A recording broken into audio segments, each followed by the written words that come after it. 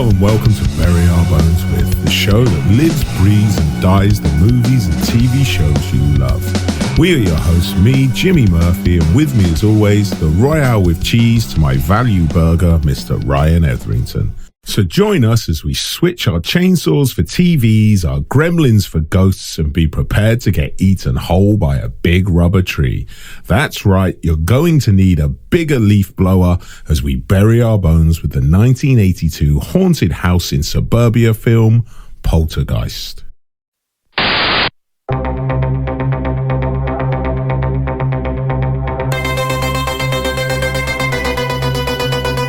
Sometimes a simple jigsaw is just too easy and doesn't give you the feeling of achievement.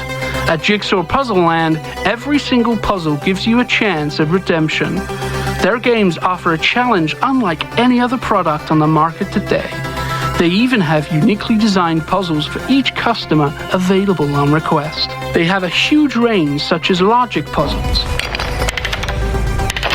physical challenges, lateral thinking games, riddles, and even an innovative take on good old-fashioned Twister. Each item is handcrafted from strong, high-quality, and long-lasting durable materials, so you can buy with confidence. Stop by today if you want to play a game, but be warned, some of their games are so difficult, they just might make your head explode.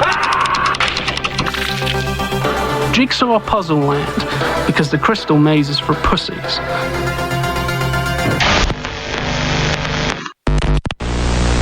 Hello, O'Brien. I want to play a game.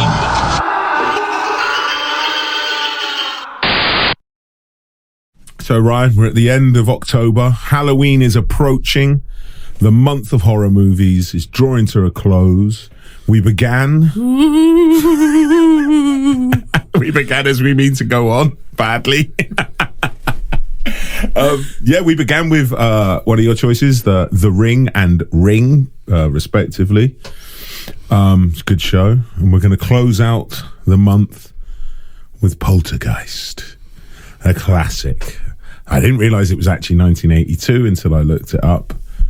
The 1982 closest thing you're ever going to get to a Steven Spielberg horror movie, Poltergeist. I love this movie. Couldn't tell you when I first ever saw it. It's just 1982. It's been around since I was born. You know. What about yourself? Do you remember the first time you saw it? It was about 5, 6 years. 7, 8, 9. That's right, I can count. It's about 5 or 6 years ago. Yeah. I went through a bit of a horror binge, and it was just always one of those ones that was on the list. I finally got round to it, and I fell in love with it immediately. It's a charming movie. I mean, it doesn't... You just said, you only recently realised it was 1982. Doesn't feel like a 41-year-old film. Crazy, isn't it? Watching it the other day, 41 years... and still doesn't look ropey, doesn't look at all like it. You could see it was made in 1982. Sometimes performances will give it away a little bit in the style, or that's what was happening in movies at the time. There's nothing about it where you go, yeah, you can tell this is 1982. The constant plugging of Star Wars toys and products was a little bit, and the BMX for me, but I do know what you mean. It hasn't dated in that sort of way where things can look tacky as they get older. It's such a well-crafted film. It's one of those movies. There is something about, I mean, like you say, every era has its own look, and it dates that's the movie to that era. And this has that look. This has the look of a late 80s, early 90s movie.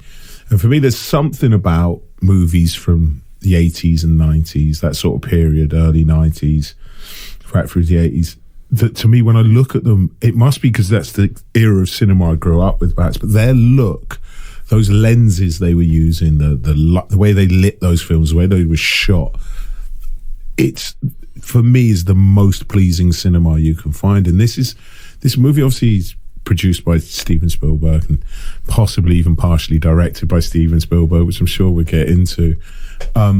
It looks like a Spielberg movie. It feels like a Spielberg movie. And it's so satisfying. It could be the ugly cousin to E.T., which I think is the same year, if not the year after.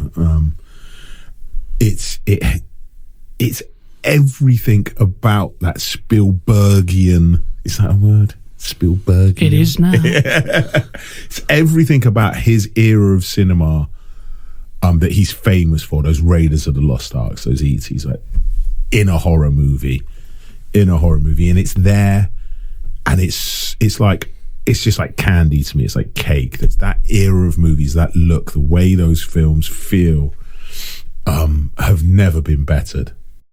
I think you're totally right, actually. Spielberg has such a distinctive style that it's very hard to not immediately notice a Spielberg film. It's that kind of iconic, the way in which, it's family orientated, it's based in suburbia, in a very realistic environment. It's not, obviously it has those fantastical elements and those supernatural elements, but everything feels real. Doesn't ever feel like that's just never going to happen. This feels like, oh well, this is how it would happen if it was an average American family. Oh, for sure. Yeah, he does. I mean, Spielberg, especially around this period, is obsessed with suburban lifestyle kind of stuff, like the suburban family, the legendary divorce and all of that sort of stuff that apparently shaped most of his adult life, or at least his early career, is all evident. It's all on play. Like, this could stand next to Goonies, do you know what I mean, which he also produced, I didn't realise Spielberg actually wrote the story and helped write the screenplay. I think I knew it and forgot, you know what I mean? But all of those Spielbergian tropes are there. That tight family unit that is gonna, be tested in some way. Like, this could just as easily be E.T., can it? You know what I mean? Like, coming down out of space comes E.T. When this film, coming out of the ground comes like skeletons and the beast. You know what I mean? Yeah, I think you hit the nail on the head when you said, it's the ugly cousin to E.T., because there's so many similarities. The only difference is the thing, whatever it is, that starts cropping up in this realistic world is this time not friendly. That's the only thing that really kind of makes this any really different from E.T. It's almost like you went, I want to do a good one and I want to do a bad one. Yeah. Well, he was working on both at the same time, wasn't he? I remember what I read. It was one morphed into E.T. and it started here. Tobe Hooper said to him, I want to do a Poltergeist film. I think he offered him a really early version of what turned into E.T. He was like, no, I want to do Poltergeists. And Spielberg said, I've got something I've been knocking about with Poltergeists. Let me see what I can do with it. And I think that's right. I think that's how it is. They had a really close collaborative experience, mate. So much so that Spielberg gets credited as the actual director, which I think is a disservice to Tobe Hooper. I always thought his name was Tobe, but I've heard people say it's Tobe. I literally have just been going, Toby. Yeah. I've all my life thought it was Tobe. I heard someone say his name in an interview once and they said Toby, and I assume they know him better than I do. So ever since then, I now say Toby. I could be labouring under a misconception. But yeah, I mean, there was all sorts of trouble with how much, because Spielberg was contractually obliged to only be directing E.T., so he couldn't direct the movie. He was there every day on set. Apparently, one of the actors said it was a very close collaboration.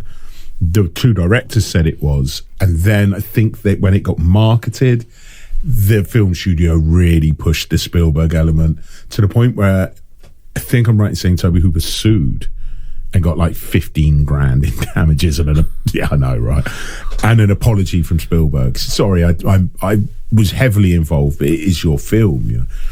It feels like, when you look at it, it feels so much like a Spielberg movie. You can see why people would naturally assume it was. And from what I can understand, they discussed a lot of storyboarding and a lot of the shots, and Spielberg was there. That contractual thing about the ET thing probably just helps add fuel to that fire of who really directed it. I ended up seeing a fly on the wall behind the scenes as they directed it. Sorry, as the film was being made. I've seen shots. He's and there. At no point do I see Tobe Hooper.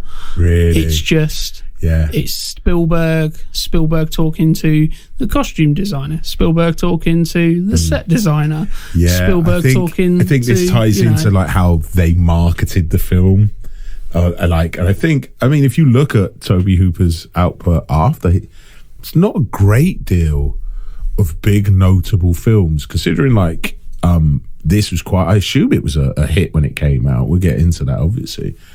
But it's a film of notoriety. But there's a lot of TV work and a lot of sort of odd films here and there that I've never heard of. And I'm sure they're great films. But you would expect to see at least one more big film after doing a film like Poltergeist. So I think maybe he burnt his bridges with a lot of the studios. Like, you can't go around suing film studios, It's got to burn your fingers slightly with that. But maybe he was sick of the big studio system at that point. I don't know. I mean, it's understandable. I mean, the thing that probably most people remember him for, other than Poltergeist, is Texas Chainsaw Massacre. Course, yeah. He also done Life Force as well, 1985. And I think he did Texas Chainsaw 2, right?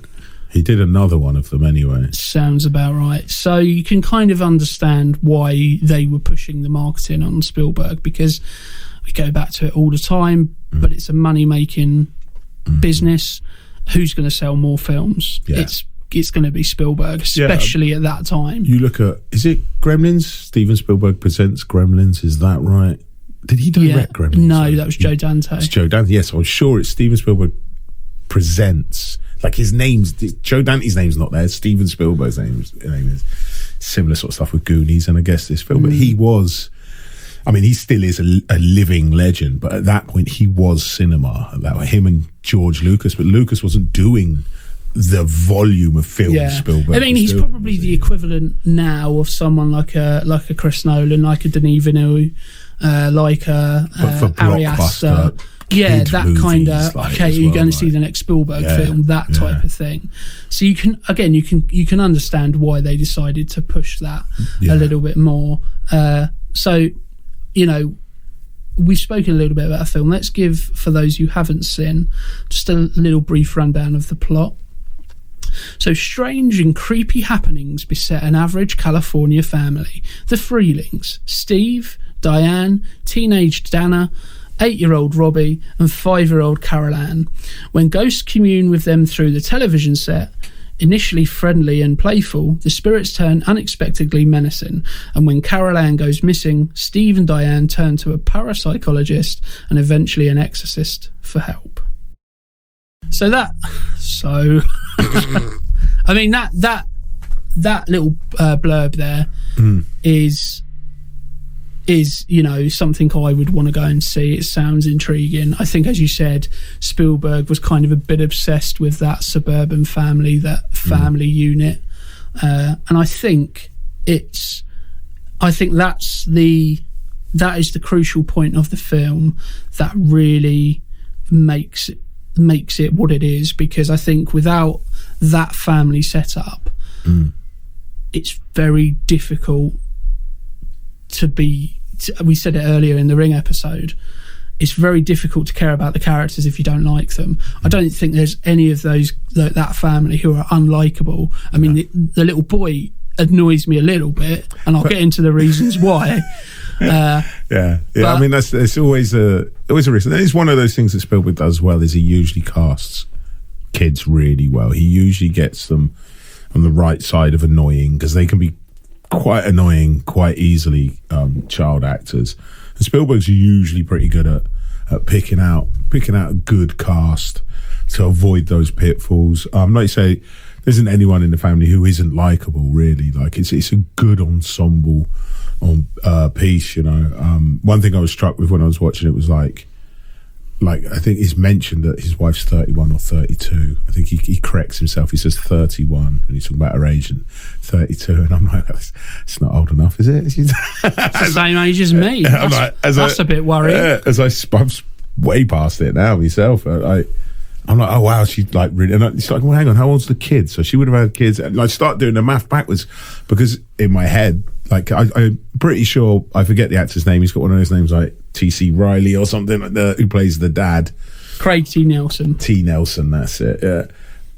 He's definitely not 32, but it was the 80s, and people looked about 30 when they were 20 in the 80s. Well, there's so many things just in general about. There's pictures of kids with their fathers or their mothers, and there's pictures of them at the same age, and always the elder of the two always looks so much older, because it's just how obviously times change. It's easier to kind of say, oh yeah, that, you know, they don't look the age they are, but they're obviously the same age. Yeah. You know, it's like you wouldn't look out of place smoking a pipe, whereas if I was smoking a pipe, I'd look like a lunatic. You know, it's that kind of like the weird disparity about those things. And one of the notes that I made was 1982, the age of the big glasses, because everybody in this film who has glasses, they're massive. It's absolutely massive.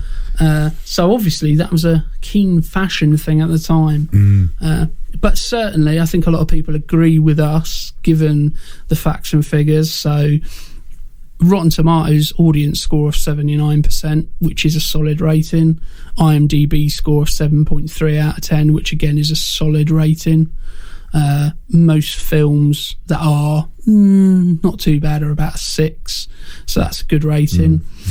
It was made on a budget of $10 million, which for Spielberg was certainly a lower budget production.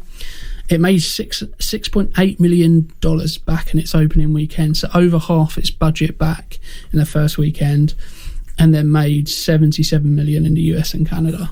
Not bad on a $10 million budget. You know, you've times it by nearly 8 in the US and Canada alone. Yeah, and I mean, I couldn't find the figures for worldwide, but again, that's probably going to jump usually, again. Yeah, it's usually in a similar ballpark. That's isn't right. It? Yeah. So, as we say, it was June the 4th, 1982. Not obviously, because if you didn't know that, you didn't know that. And it was directed, as we've mentioned, by Tobe Hooper, or not Tobe Hooper, as I thought. I mean, we've already keep going around in circles, but for years I've called him Tobe, and I'm going to be really annoyed if it turns out it is Tobe. But I've heard other people say it, like I said, they say Toby. I don't know. It doesn't look right when you look at it. So, yeah. Oh, Tobes. All right, Tobes. How you doing, Tobes? You all right, Sam? All right, Tobes. Anyway, written by Steven Spielberg, Michael Grass and Mark Victor. And a story by Steven Spielberg as well, right? Yeah. Produced by, obviously, Steven Spielberg and Frank Spielberg. That's turned German all of a sudden. Frank Marshall as well produced it. Composed by Jerry Goldsmith, so this was not the John Williams time. Right. Did you notice? Because the score started and I was like, is that Williams? That's not Williams. Is that... I had to look it up. You know what I mean? Obviously, Spielberg wants it to sound a certain way. Right. And if he's doing the music to E.T., sorry, I haven't got the time to do... Yeah. So it makes sense. Because I proper had to check. I was like, that's very Williams-esque, shall we say. And the cinematographer is Matthew F. Leonetti. A credit to him, because there are some beautiful shots in this. It's very well-made film. I mean, the initial one where it's looking at over suburbia, and you can see the clouds kind of coming in. It's just such a good shot. Yeah, and I thought even the opening shot, with the dogs doing the rounds around the house, basically doing all the heavy load of exposition with a dog. That's a fantastic way of introducing them. Such good. It's like you don't need to do anything else other than let's have a dog go around the house. Literally introduces you, does all that heavy lifting of the exposition by just going through different rooms. But even that opening bit where the TVs, and their TV is, all of their TVs in their rooms, I think you only see 2, one in the living room, one in the master bedroom, all on the floor.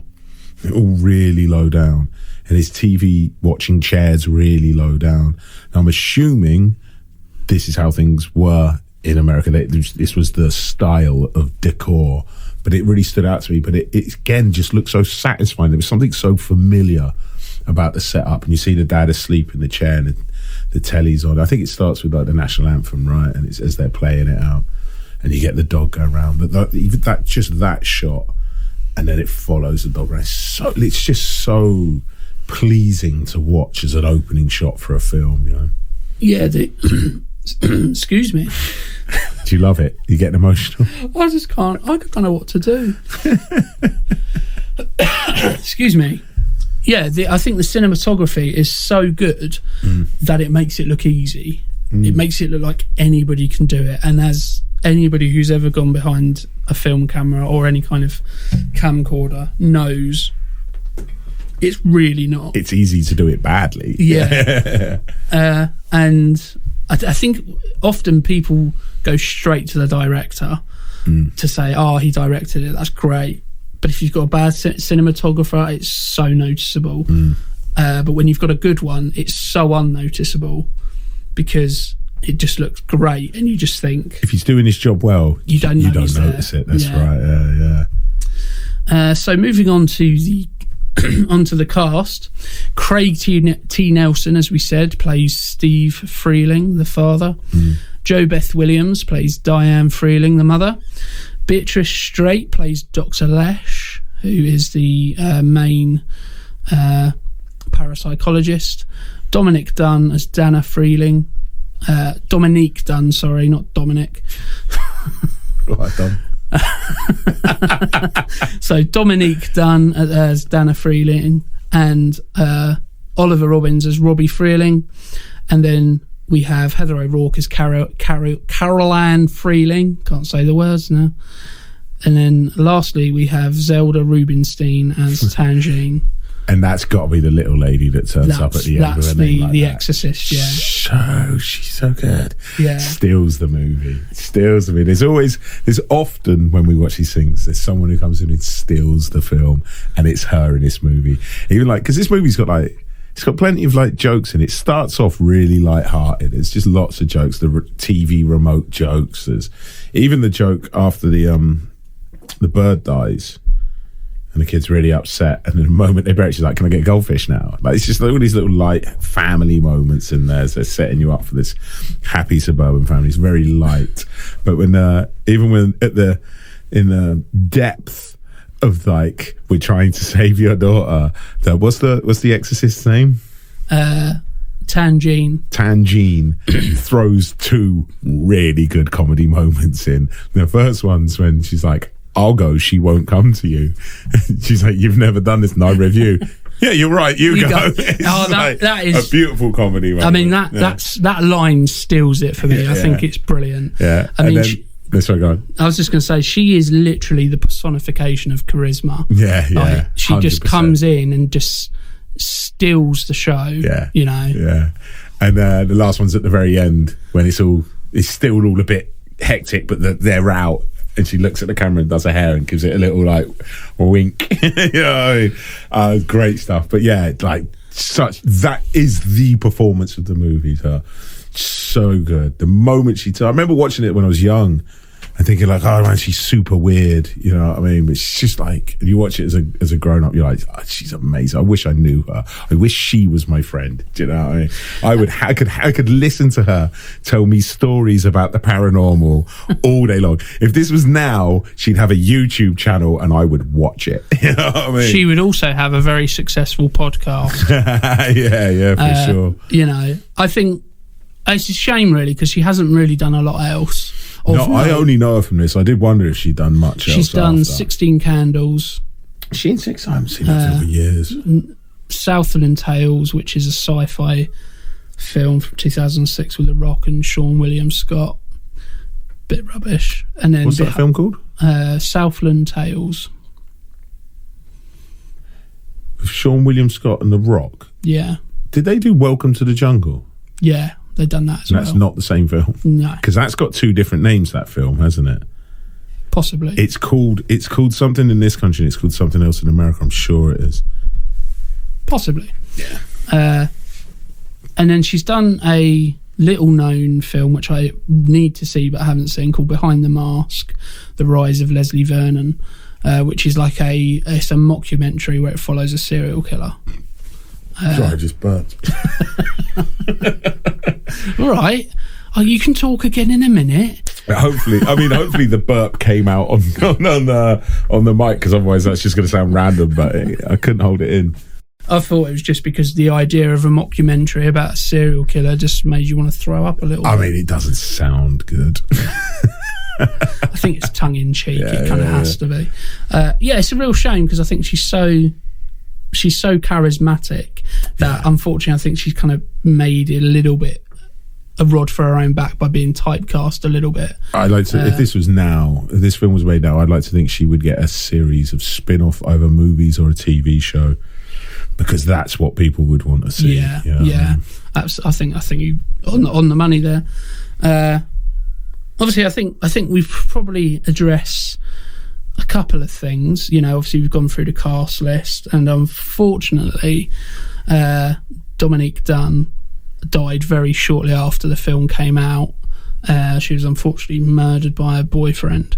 No way. Which is absolutely horrible. And I think she's a really underrated person in this film. She doesn't really do much, but when she does do it, it's great. So yeah, that's not a great thing. It's absolutely horrible. And then obviously we have Heather O'Rourke, who I think she done the second film, and then unfortunately got quite ill and unfortunately passed away at a very young age. So yeah, when I was younger, people used to say the film was cursed. That's the thing, the Poltergeist curse is quite a big thing. It's almost, it has its own kind of cult following, specifically for that. I mean, there was two other people who died afterwards, but they were quite old, and it was quite, it was understandable. But it's that thing where you go, all these people have died since then, and it fuels that kind of the narrative, pandemonium behind it. Obviously you've got the fact that they used real skeletons. However, as soon as you find out the reason why, it's really not that satiable, shall we say. So apparently it was the industry norm, because they were cheaper than plastic ones. That's right. So they didn't tell Jo Beth Williams that when she was doing the scene. They told her afterwards. So it's like the scene in the pool. Yeah. Because there's a lot of skeletons in it after the scene in the pool. But I know the ones in the pool, the story, that they're all real. They're real. Obviously, they put makeup on them to make them look slightly less skeletal. But so I assume it is every skeleton you see thereafter. I think so. It's got to be, right? But so I mean, so there's some ethical things there by not telling the cast. It's weird. Isn't it? At least give them the choice, and if they don't want to do it, get a body double. But that's what they done. And I think that the whole Poltergeist curse, I think it's people looking into things. I think there are other films where there are kind of more to go on. There's more, more meat spooky things going on. But I think that's probably why this film has kind of still at a stage where people still talk about it, because of that. Do you think? I think it's just because it's a great movie. I think anybody who's seen it knows that it's a great movie, but I think there's definitely an audience who that's the film I've got, because you want to know what happened behind the scenes. It's quite a tantalising story to say they used real bones. It's that it does add to its legend. Doesn't it? That's right. I always wondered if it was one of those things where, like, everyone knows what a ghost is, and I feel like I could be wrong. It just could be. I mean, the film was 82. So the film's basically always been around for me. But I always thought, I always wondered if it was like Poltergeist was a relatively new word. Not that it was like new, but you know, words suddenly just become something within like the zeitgeist of culture. And I think it was like, oh, a poltergeist is like a ghost, but it can touch you and beat you up and, you know, all of that sort of stuff. And it's just, and it's I wondered if it just tapped in at the right time to like people knowing what a poltergeist was, and then there's a movie about poltergeist. I don't know, it's just pure speculation, you know? Well, it's funny that you should mention that, because the word poltergeist actually comes from German. It sounds like a German word when you mention it. Yeah. Means noisy ghost. I mean, if you say noisy ghost, it doesn't sound quite as scary. It doesn't sound very threatening, does it? You've got a bloody noisy ghost next door. What you want every night at the same time he puts that racket on, you know. So that's where Elvis. That's where a poltergeist who always wants to put on "Love Me Tender" on repeat. Yeah. So that's where the name comes from. So obviously Steven Spielberg had a massive hand in this, but I think there should be a fair bit of credit at the door of Tobe Hooper, because I think, you know, without an actual director, it would have been very, very difficult to, you know, manage working on ET and this at the same time. Yeah, my understanding of it is, like I said, that it was a really close collaborative work and relationship, and Hooper was like, I was really grateful for him to be there and just go through stuff with you, because you're getting a masterclass while you're working, aren't you, from one of the all-time great directors. And I think it was only later, like when Spielberg started getting a lot of credit. I don't know necessarily that their relationship might have soured, I don't know, but I know Spielberg apologized to him, but I don't know if that was like mandatory after the court case, I don't know. But they from what I understand, they got on very well, and it was a very collaborative process of working together. Like you say, you can, as a director, I would assume, I mean, I suppose Spielberg's still relatively early in his career at that point, but he's already the new hot director. So I would assume that there's something in, like, I'm getting a masterclass here, rather than feeling like contemporaries. I would assume he's not going to be on the same pedestal as he would be if he came and helped you direct a film now. You'd be like, effing Steven Spielberg's helping me make this film, you know. Do what you want, pal. Yeah. You know more than me. Yeah. Am I going to get paid and get credit? Sweet. Just show me how you do that. How do I do this bit? Like stuff like. Do you need me? I'm going to be in the bar, mate. All right. But just having someone of like that caliber on hand to say, do you know what you want to do there? Yeah. And as long as it's welcomed, because if it's not welcomed, if you're like, look, I know what I want to do, leave me alone, it's going to be horrible, isn't it? But from what I understand, it was a really, really good process while they were doing it, and the results speak for it. Yeah, being able to pick up those nuggets, God, and it's so valuable. Well, just to watch him work would be crazy. Even if you never end up using any of that kind of what you learn, that process, you know, when I've been in situations where you're working on a piece of theatre. I won't mention it in every episode. I'm not trying to get work, I promise you. But when you're working on a piece of theatre and you know it's good, and you believe in it, and you know we've got something here, you know, that's where it's like, oh, you know what, this is hard work, but it's so much fun, because we know we're doing something good and doing something special. Is that what's missing from this podcast? If the shoe fits, the hard work's definitely there. I'm gonna resort back to no comment. Infer from that what you will. But just going back to the Poltergeist curse. Yeah. Some of the other things that apparently feed into this is so Jo Beth Williams, who played the mum, had a supernatural experience during the making of the film. So whenever she came home from feeling, that's the name of the family. Whenever she came home from filming, the pictures on the walls of her house were always crooked. Every time she fixed them, they would then go crooked again. every single time she returned from. That is creepy. Yeah, to be honest, I think that's her husband or boyfriend playing a joke. Because that is genius. Yeah. She thinks she's being haunted. It's brilliant. You want to see her face. Yeah. Zelda Rubinstein, Tangine, also had an experience when a vision of a dog came to her and said goodbye to her. Hours later, her mother called and told Rubinstein that her dog had passed away that very day. I mean, but it wasn't her dog in her vision, because she would have recognised him. It's just a random dog. I mean, it's weird. It's like, ooh. It's the sort of thing that you start humming the Twilight Zone theme tune to. Yeah, if it happened to you, you'd think that was proper weird. That's a bit spooky. But you know, I think I do find with anything supernatural, if you look for it, you'll find something. You know, so that's unwanted paranormal. That's one of our sponsors if you've listened to any of the previous episodes, so be sure to check that out. Can't remember what episode that's in, listen to them all. Honestly, please listen to them all.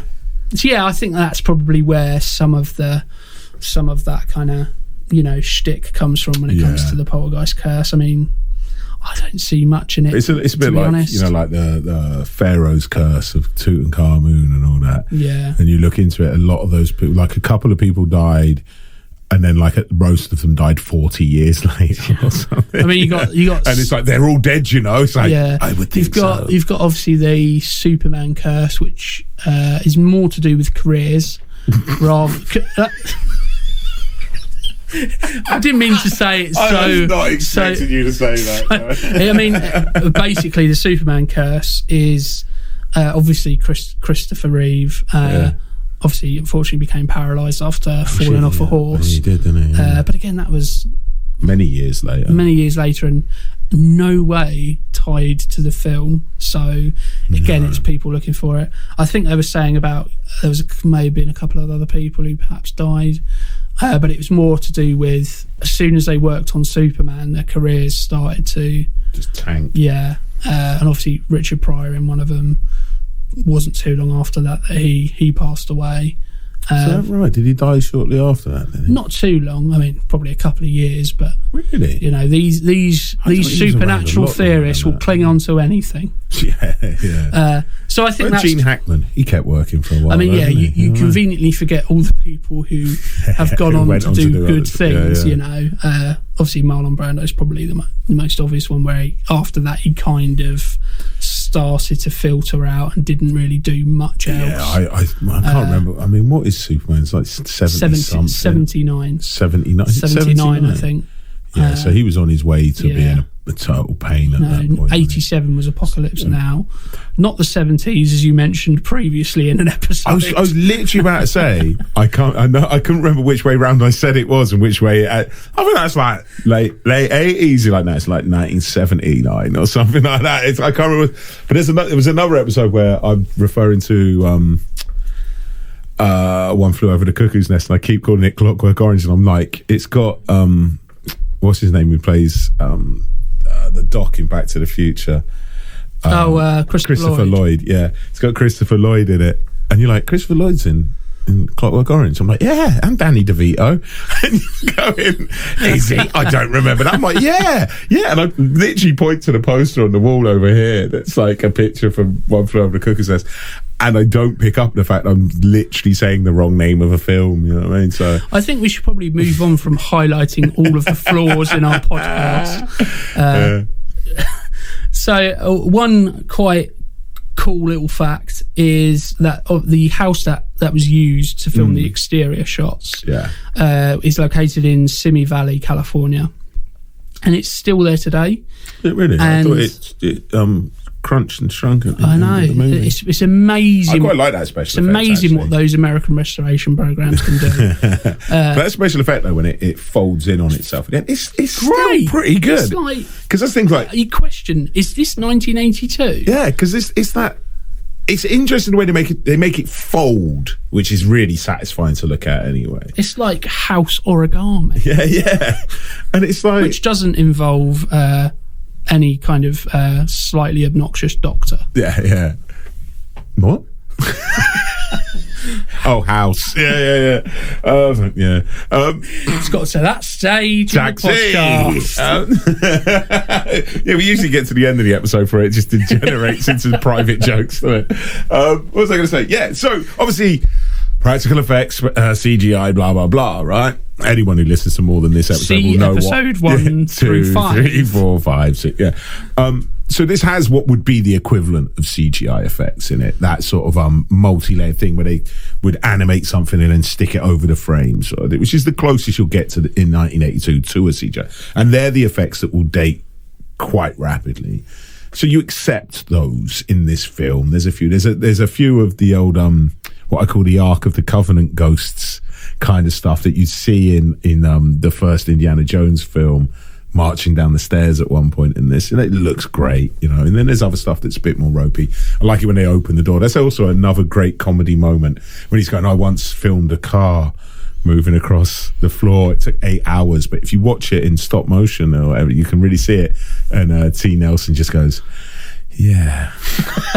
Opens the door and all the furniture's just spinning round in the midair, And obviously that now looks kind of ropey. Like, let's be honest, it is of its era. I'll be honest with you. I didn't think it looked ropey at all. Did you not? I mean, I did. Having said that, it wasn't something I picked out and went, that looks a bit ropey. Yeah. I just consumed it. So for me, that's the barometer of if it doesn't stand out, then it stood out for me. Wow. I was like, that's because you're never happy with anything. Well, because I would have thought they'd just put things on strings, and they didn't. I'm like, fair enough, But anyway, so the folding house at the end is obviously more special effects. They're not actually origamiing a house, but it looks so satisfying while it's happening. It still holds up and looks pretty good.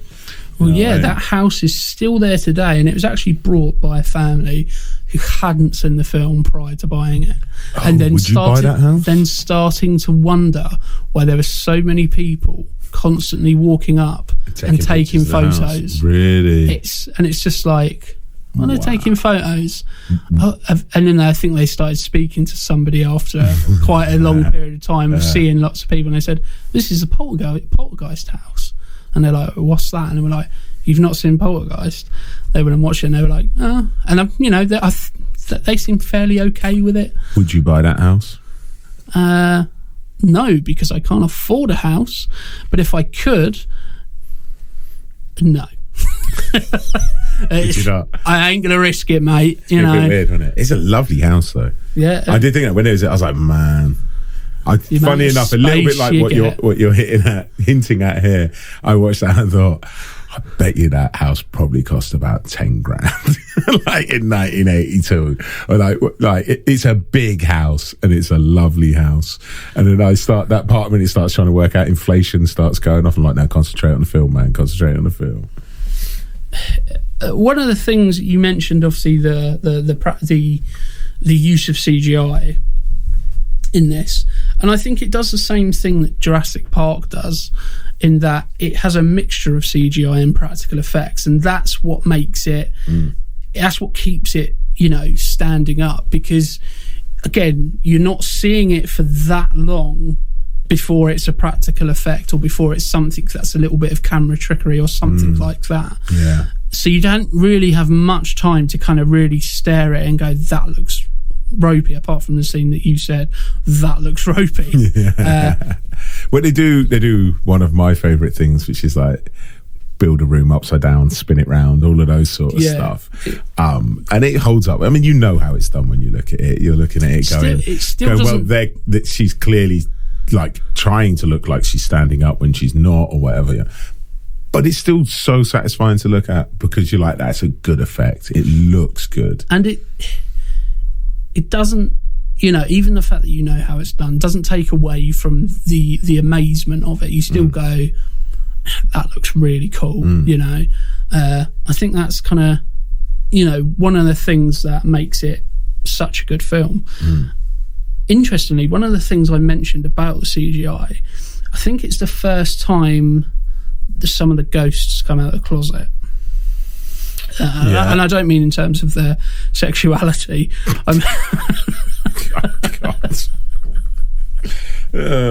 We can cut that if you want. But yeah, when they first appear. Do you think this film's a metaphor? Yeah, the subtext in this is... I assumed it was like, don't let television raise your kids, but now you mention it. Yeah. And the first thing that I thought is that looks really similar to Casper the Ghost. Right. From 95. Okay, yeah. And obviously in 95, it looks a bit ropey. It doesn't look great. It's a bit sort of like, that Casper the Ghost doesn't look great.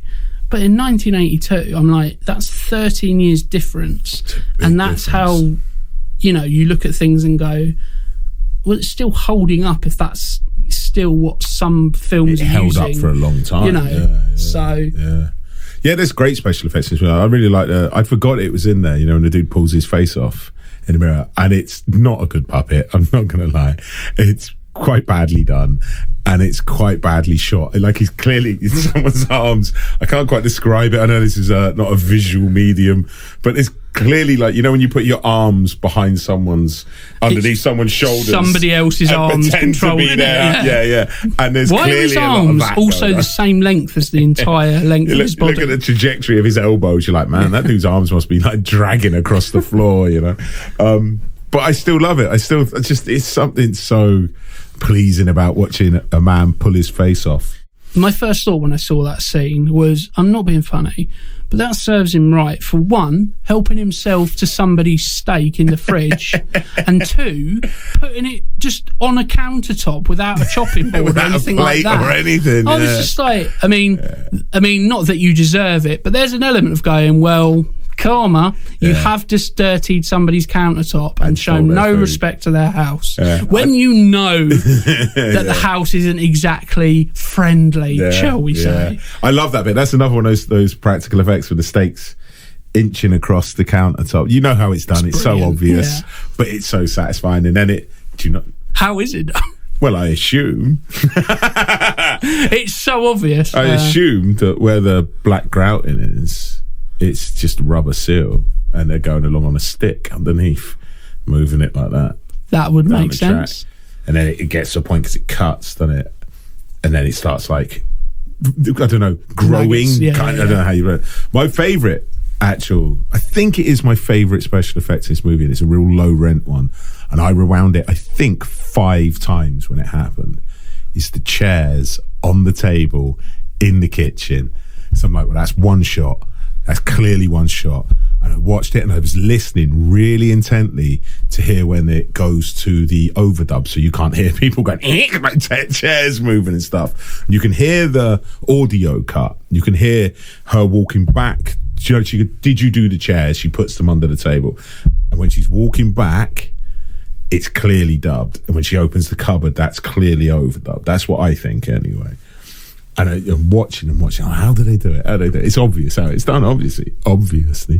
But if you watch, I watched it I rewound it like 5 times. There's a slight movement in the reflection of I think it's the toaster. Is there really? Yeah, and there's a bush, a potted plant in the corner of the kitchen, and it moves slightly, right? So you could say that's the ghosts, but it's obviously people running around in it, you know what I mean? But I assume how they did it was they had the formation that they make it into already glued together just off camera, pull them out, whack it on, but it's because it's done in one shot.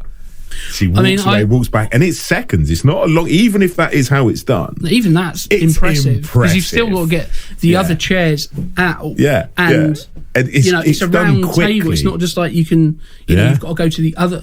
I mean, it being round doesn't change that. If it was a square table, you'd still have to go to the other side. I don't know why I said that. It's irrelevant. I would probably say that that's my favourite scene in the film.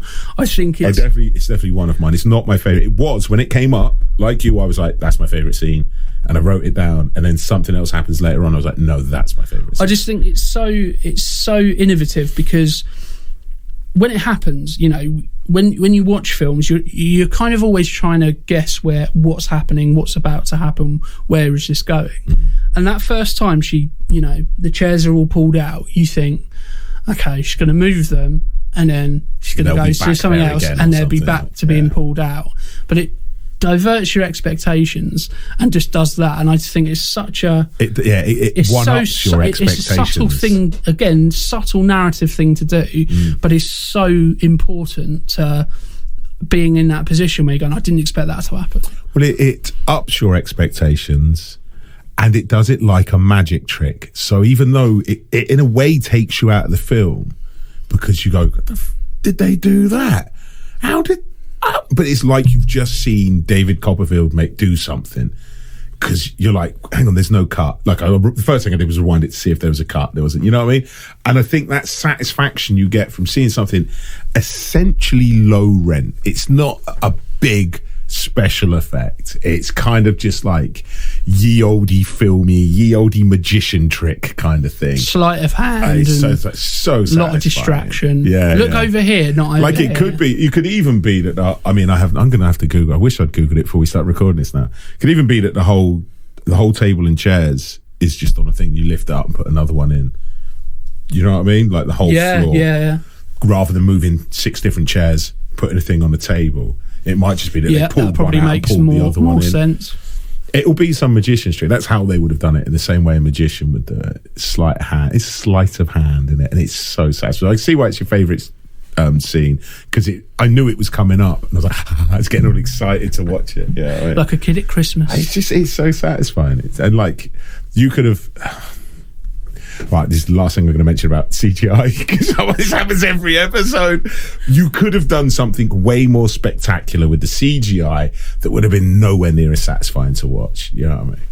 Well, I mean, I think we've probably got to mention the remake. I know you didn't realise there was a remake. There was one, no. When did it come out? 2015, I think. Is it? It's got Sam Rockwell. He's the biggest name in it. Yeah, I like Sam Rockwell. I think he's a good actor. and Jared Harris. Who's that? Have you seen the Sherlock Holmes films with Robert Downey Jr.? He's one. Moriarty in that. The English ginger dude. Not Ed Sheeran. Is he the bloke from Homeland? Is it Homeland? No, that's Damian Lewis. That's Damian Lewis. He's also in Chernobyl. I've seen that as well. Yeah, he's one of their people. He's one of those faces that you probably don't know his name, but you will recognise him. Cool. He's in. Is it worth watching? The film? No, not at all. Even for the special effects, they're not that at all. bad. Really? No, I mean, I wanted to watch it because I wanted to see, what it was like. And did you watch it recently? Yeah, I watched it. Was it because we were doing? I watched it shortly after I watched the original. Oh right, yeah. It's just so, everything about it misses the point entirely. There's nothing, you can't see anything where they went, that worked in the original, let's build on that, really. So the family, immediately dislikable. Like, as you were saying, they have to have a character. Casting is so important. Even the little girl, she's like copying swear words from her bigger sister. Her bigger sister's a bit spoiled, and mum and dad. So one of the big differences is that they move into this house because he's just lost his job, and that's all they can afford. So immediately it's telegraphing that something's wrong with the house, because the realtor says, there's some wiggle room with the price, and that sort of thing. Sounds very familiar. Well, it's almost like it's copying, it's based on an original film from 1982. No, yeah, but none of that's in. No, I feel like I might have seen it. It's just everything about it. I mean, Jared Harris plays the equivalent role of Tangine, and for some reason he's doing a dodgy Irish accent, and he's got some really hokey supernatural TV show. I think it's called like Clean the House, and his catchphrase is, "This house is clean," or "This house is clean." She says that in this, doesn't she, at the end? Yeah, this house is now clean. But it's like done in such a like a roll your eye. I know, I get moment. it. Yeah. Just literally everything about it is just so off the wall. It's not. It just doesn't have any of the charm. Does it reek of losing the rights to the IP? We better make a film, like, because that happens. I think it's probably just cash cow. You know, more than anything. Who's it directed by? Is it anyone of note?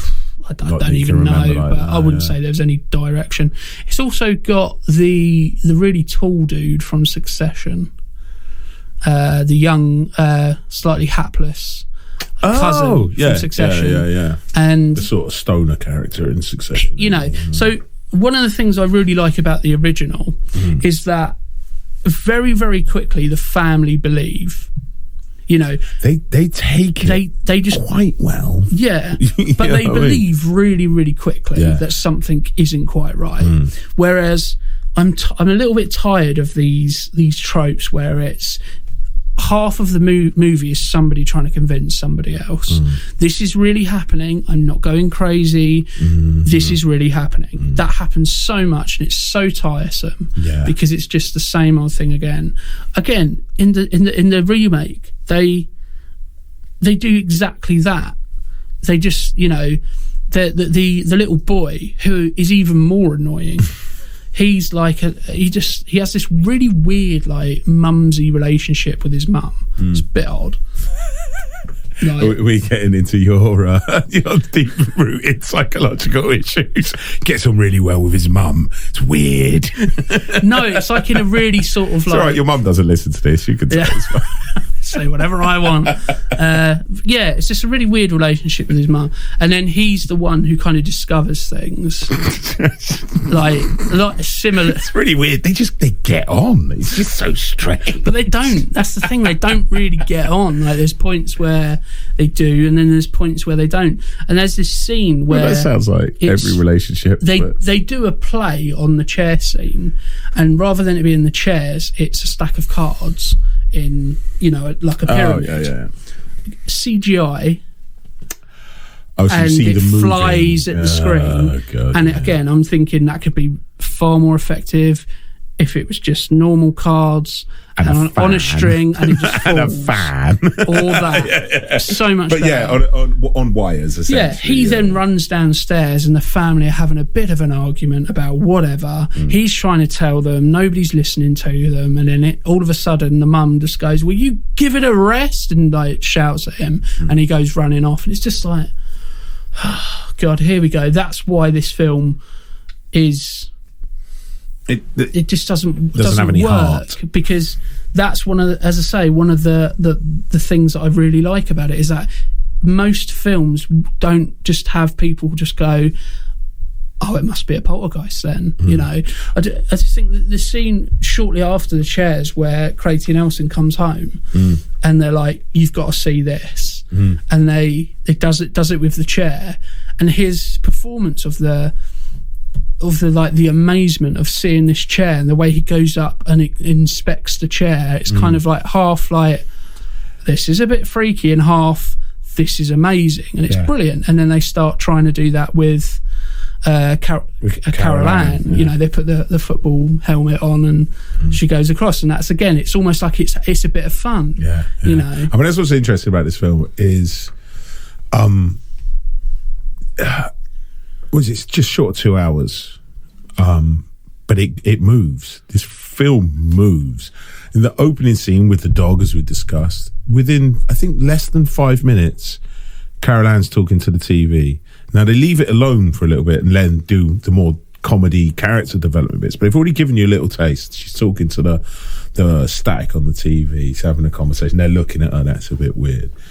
And then you get to the before you know it, you're at the storms happening, the first storms. There's quite a few throughout the film, isn't there? Interestingly enough, I think that's where I learnt about counting lightning and thunder as well. I think I learnt it from this. I think that's probably where it comes from. It seems like a totally made up thing. You know? That's true though. Anyway, and then you get the ghosts come out of the TV, I think, don't they? And you get that amazing, immortal line where their parents wake up and Carol Ann just turns around and says, "They're here." Like, It's just like, oh, that's the poster. There's your movie poster right there. It's absolutely fantastic, and they ruin it in the remake. Yeah, because they telegraph it again. Yeah, she goes, "They're coming. They're here." It's literally like that, and I'm just like, yeah, no. If you're going to use the line that was used in the original, do it how the original done it. You don't need to add to it. There's a reason why you're remaking the film. You know, but I mean, the film has a lot of heart. That's the thing. And then with the utterance of that line, that here you get to. I think the next is the bent spoons and the broken glass, isn't it? My first thought was Uri Geller's about again. Exactly. Yeah. I was like, is this where Uri Geller got his career from? You watch this movie. Those are in deleted scenes. Yeah.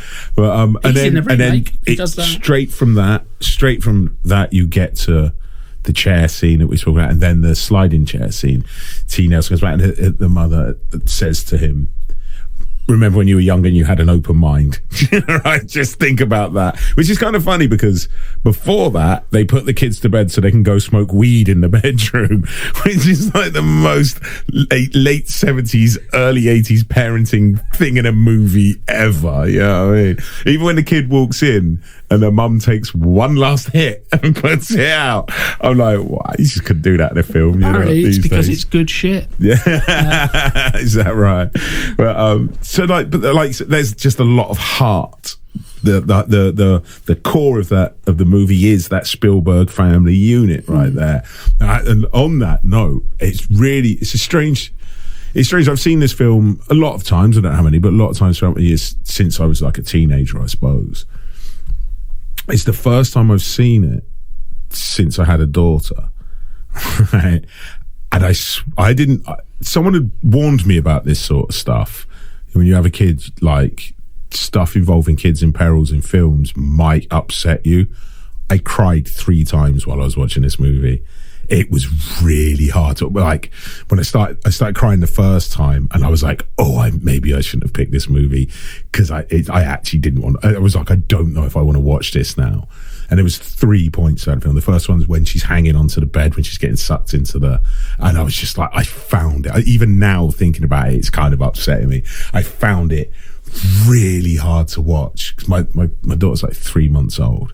Do you know what I mean? And that the thought of any, because the film is basically child abduction. It's just been abducted by the spirit world, and essentially is talking to you through the TV, you know. That did me. And I can't remember, there was another point in the middle of the film. I think it's when she goes through her. You know, she goes to walk up the stairs, and Carol Ann's spirit or whatever it is goes through her. Bawling my eyes out at that point. It really knocked me for 6. And then the last bit was when it's over and she opens her eyes and she says, "Hi, Daddy," or something like that. And I was like, I was gone. that was the straw that broke the camel's back. Honestly, I was surprised at how upset I got watching this film. I wasn't like sobbing, but I couldn't hold it in. Do you know what I mean? It was just like, I wish I hadn't picked this film. Like, I love this film. I've seen this. I hadn't put those 2 threads together. How much it would upset me. And I think, I mean, obviously a lot of that is, I've just had a daughter, so that you have those sort of your heightened emotions. But it's because the family unit, the Spielbergian family unit in this film, are cast and written so well that you care about them so much that when it starts going down, it affects you. You know, I mean, obviously me to a greater extent because I'm an emotional mess at the moment. You know what I mean? But that's the heart of the film, like you're saying. That's what's missing from the remake. From what you're saying, it's like you don't care about this family. Yeah. I kind of want you all to die. You know what I mean?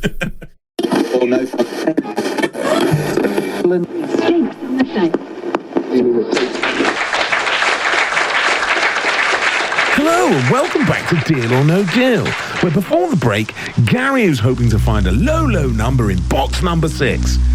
Now, Chris, can you do the honours? We really want to see a blue. Good luck, Gary. I hope it's a low number for you.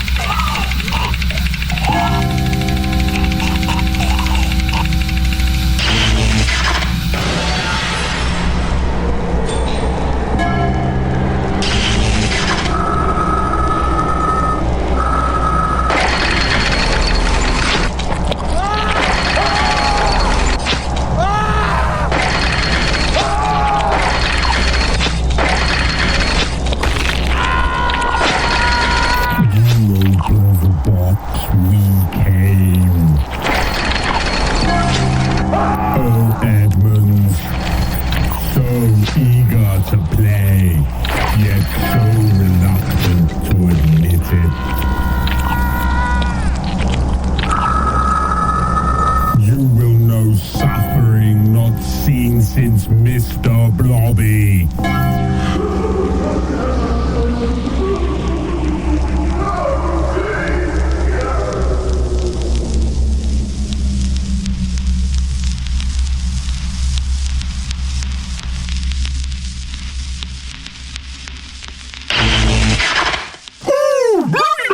Robbie.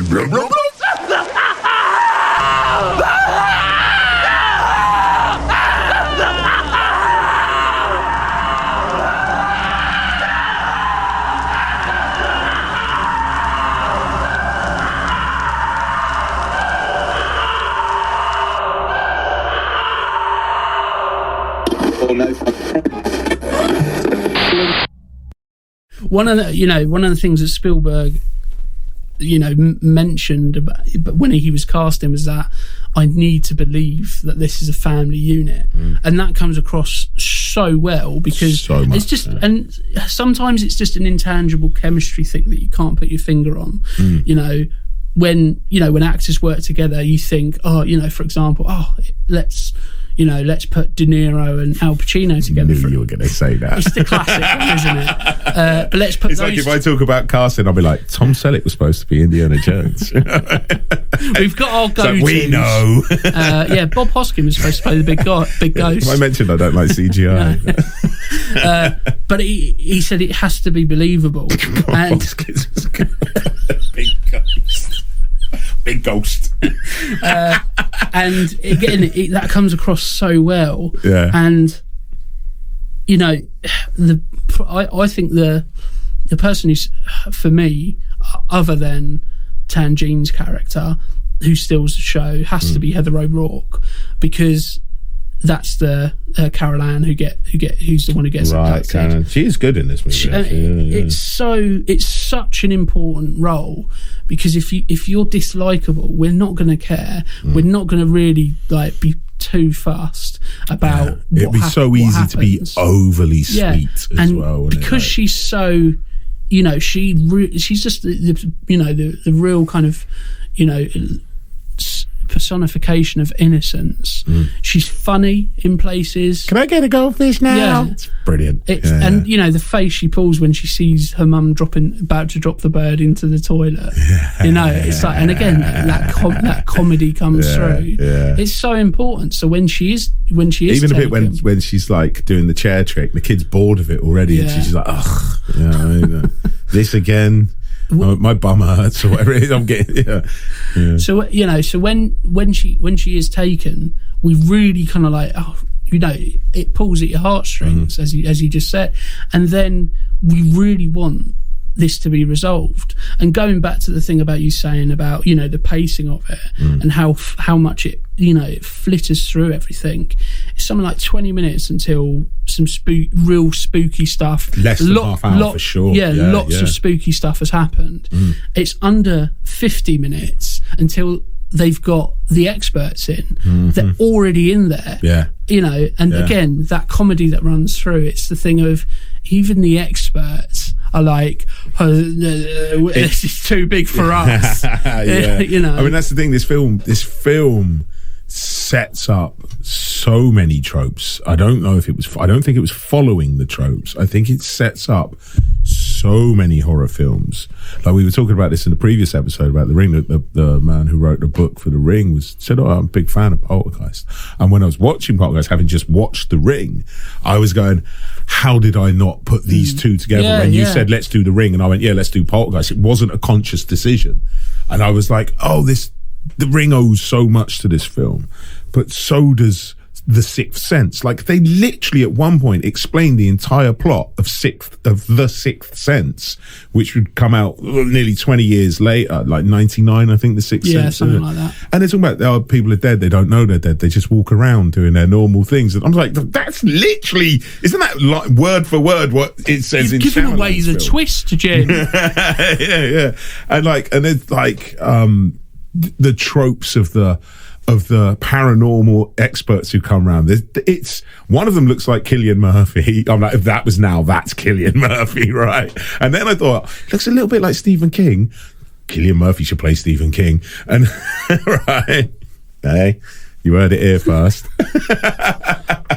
If you ever hear about a film starring Stephen King, starring Cillian Murphy playing Stephen King, then we're the ones who have put that together. Someone heard this episode. Or they've stolen it from us. Yeah.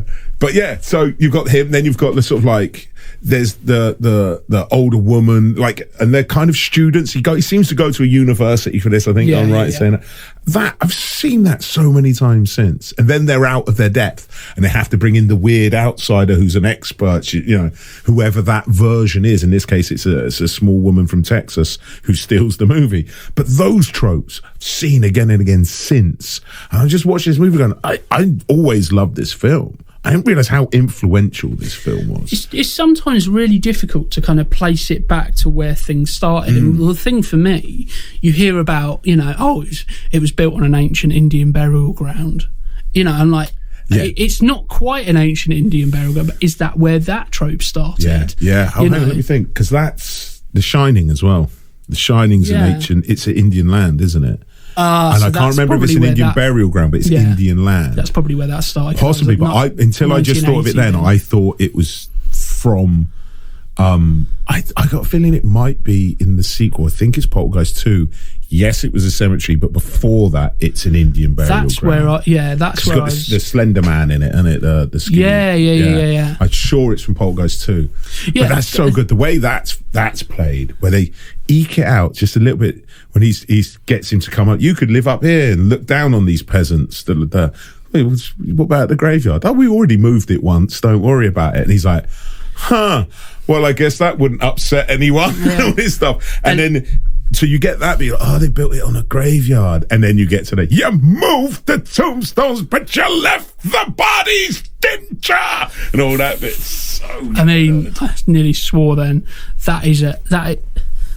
Other than they're here, that is just such a good line. Iconic. It's performed perfectly. There isn't any single thing I would change about that line. I was waiting for it. Because again, have not seen it for a while, your memory kind of puts things in different places, and I thought that happened when it was when they were showing the cemetery when he goes up on the hill. So I thought it happened there. I was like, where does that come? And then so from that point on, I'm like, is he going to say it? He's going to say it. He's going to say, he's got him.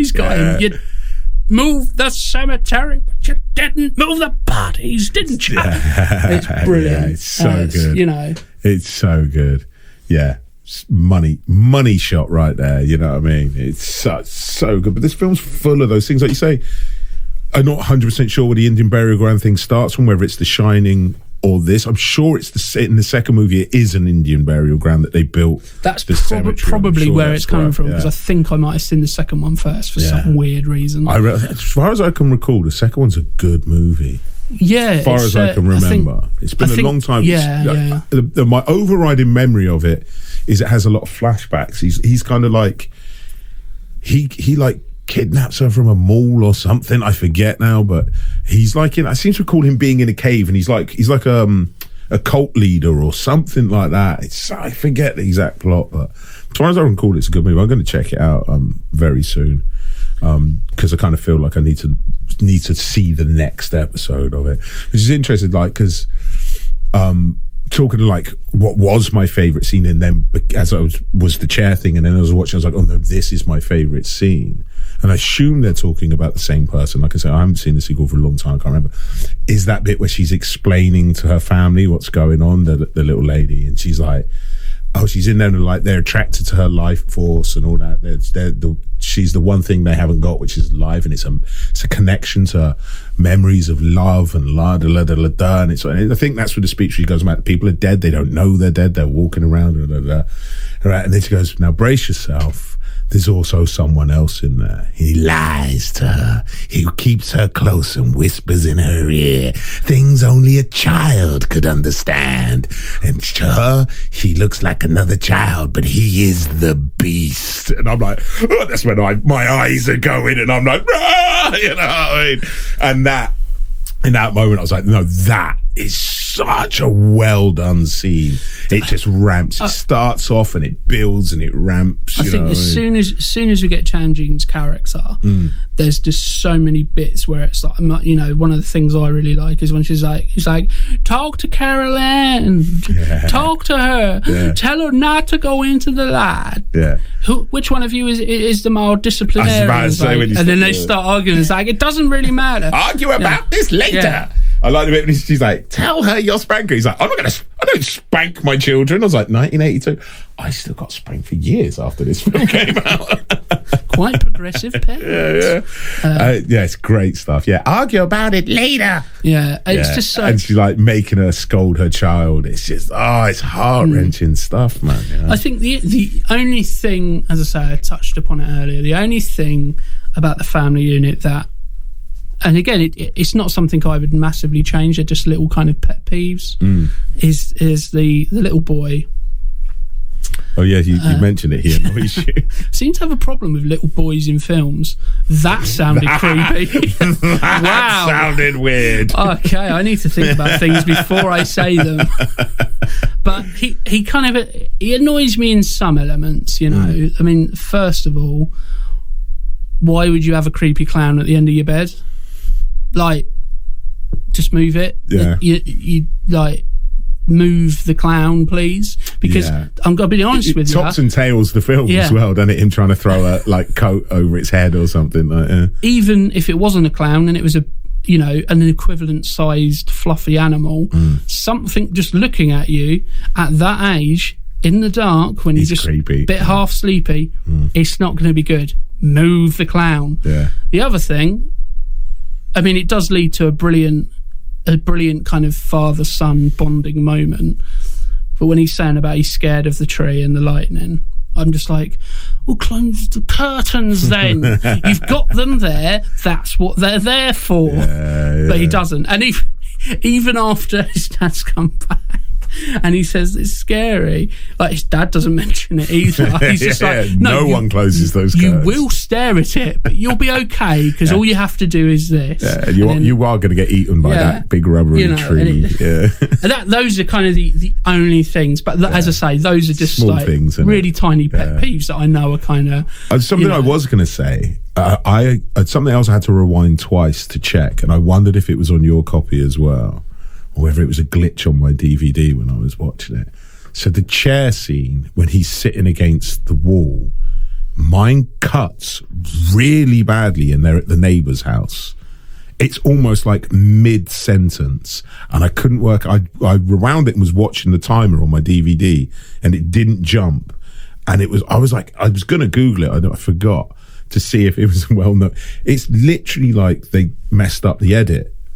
But I'd never noticed it before, and I can't work out if it's on my DVD or if it's part of the film. I was hoping because I reckon you would have noticed it if it was on yours. It doesn't ring a bell, so I'm guessing it's not there. Yeah. I mean, I've got the 4K copy, and I know they've done some restoration to it, so if that is in there, that may have been something they took out. Yeah.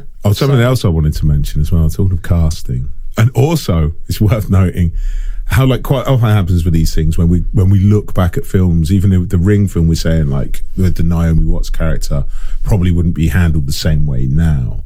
When you go back even further, you get even more that's not appropriate moments.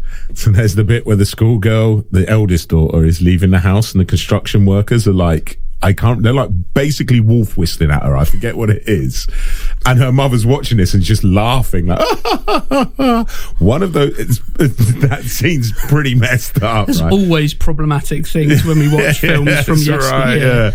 Right, interesting. She handles it very well though, the daughter, I must say, is superbly handled. But it's the fact that the mother just goes, those guys, just before the construction workers start stealing her food as well. Yeah, but one of those construction workers is in Billy. Predator, from Predator. It's Billy, get to the chopper. I saw him and was like, yeah, I recognise you, but in a much more dirty environment. Yeah, and he doesn't look as big in that sounded weird. That did sound weird, considering the context. It's all going on with you today, isn't it? Your mother. We started there. Yeah, I think this is actually more therapy than anything else. But this will go down as the episode we can't release, the lost episode. Ryan had a breakdown. It's one of those blink and you miss it cameos, isn't it? Yeah, he doesn't look as big. And it might just be like, I mean, he's not all oiled up with his muscles out. Predator was 86 or 7. So he could have bulked up, probably. Yeah. I mean, if you're in a but film I was with just like, every time I see him, I was just like, Billy. Yeah. If you, not being funny, if you're in a film with Arnold Schwarzenegger and Jesse Ventura, and you're playing a marine or something, Cole Weathers. Cole Weathers, yeah. Yeah, you're gonna. Chances are you're gonna want to bulk up a little bit. Yeah. It's a great story about that, but we'll leave that for when we probably eventually. Is it a long story? No, not really. You tell me the story then. So Jesse Ventura, obviously quite a big ego from the wrestling world. Yeah. Decided that they would measure their biceps. Right. And basically, what happened is Jesse Ventura made costumes made, and he went, okay, let's measure your bicep now. And he was like, your bicep is, I can't remember the exact figure, but let's say your bicep is 32 inches. And then apparently the costume woman says, that's bigger than Arnie. And he's like, brilliant. And then later on, Jesse Ventura, cock of the walk, is going, my biceps are bigger than yours. And Arnie's like, well, shall we measure him now then? And of course, Jesse Ventura's like, yeah, go on then. Yeah. So they measure them. Arnie's got bigger muscles. And then he says, yeah, I told that costume designer to say that to you. It's just brilliant. Yeah, I've heard stories about the rampant male egotism that was going on during that, in a sort of friendly, competitive way. I think it was like non-stop on that movie, wasn't it? Anyway, that's a bit of a sideways tangent there. So you mentioned casting, and we have got some of those signature casting stories that kind of become quite a staple of our episodes. So in the role of the mother, somebody who was offered the role was apparently Shirley MacLaine. Right. But unfortunately she backed out in order to make terms of endearment. I can't imagine her in the role, to be honest. I can't see it. I can't see it. So both of the terrors that plagued Robbie, this isn't casting, but it's quite interesting. Both of the terrors that plagued Robbie came from Steven Spielberg's own fears as a child. So a fear of clowns and the tree outside the window. So apparently Spielberg didn't shut his curtains either. But they were saying that they wanted virtually unknown actors to play the Freelings. It's always a because good move, they wanted to add realism to it. So as we've kind of already discussed, and they thought that if we put a big name or big names in there, then it would just detract from it. Yeah, that's right. We've spoken about this before. Sometimes it depends what you're going for. Unknowns can be the greatest way to cast a film. I mean, if that's the big kind of casting thing at the moment is who's going to play James Bond, and I think go with an unknown. Probably go for an unknown is your best bet. Yeah, I think. But Daniel Craig was kind of an underdog when they went with him. Yeah, he'd done a few things. That's right. So in the role of Carol Ann, this is obviously quite an easy step to make because of the links to E.T. So Drew Barrymore. Yeah. I mean, it makes so much sense, doesn't it? She's probably busy making E.T. at the time, though. But apparently, Spielberg wanted somebody more angelic, which obviously makes a lot more sense when you see Heather O'Rourke, who was cast. Yeah. And that's what actually got Barrymore the role of Gertie in E.T. was her audition for Poltergeist. Oh, I did not know that. So, and lastly, in the role of Tangine, Zelda Rubinstein, who is the actual actor who ended up getting the role, apparently auditioned 4 times upon getting the role and managed to film her part in 6 days. That's pretty good going. So, very, very professional performance, as we can see, because it didn't take that long. Yeah, I mean, it's good. I mean, everyone around her must have been on their A game as well at that point. Then, you know what I mean? You mentioned earlier about Stephen King. He cropped up, and he was briefly approached actually to write the screenplay. Was he really? Yeah, and it would have been the first first written by King directly for the screen. But, and this doesn't sound too outlandish, but parties could not agree on terms. So this was like early 80s. You think this was peak Stephen King on cocaine era Stephen King? Right. This would have been 2 years after The Shining. I think that was the first Stephen King one, like properly Stephen King, wasn't it? Oh, really? Was it? I don't know. I know he hates it. Can't think of one. I mean, having listened to the book on Audible, it is very different. Oh, totally. I have the book, the straight to TV movie. Yeah, he likes that a lot more because it's much more. It's much closer to the original concept. Yeah, let's have a look though. So, when originally released in the UK, the film was anticipated as being an X certificate. Wow. Prohibiting anyone under 18 from seeing the film.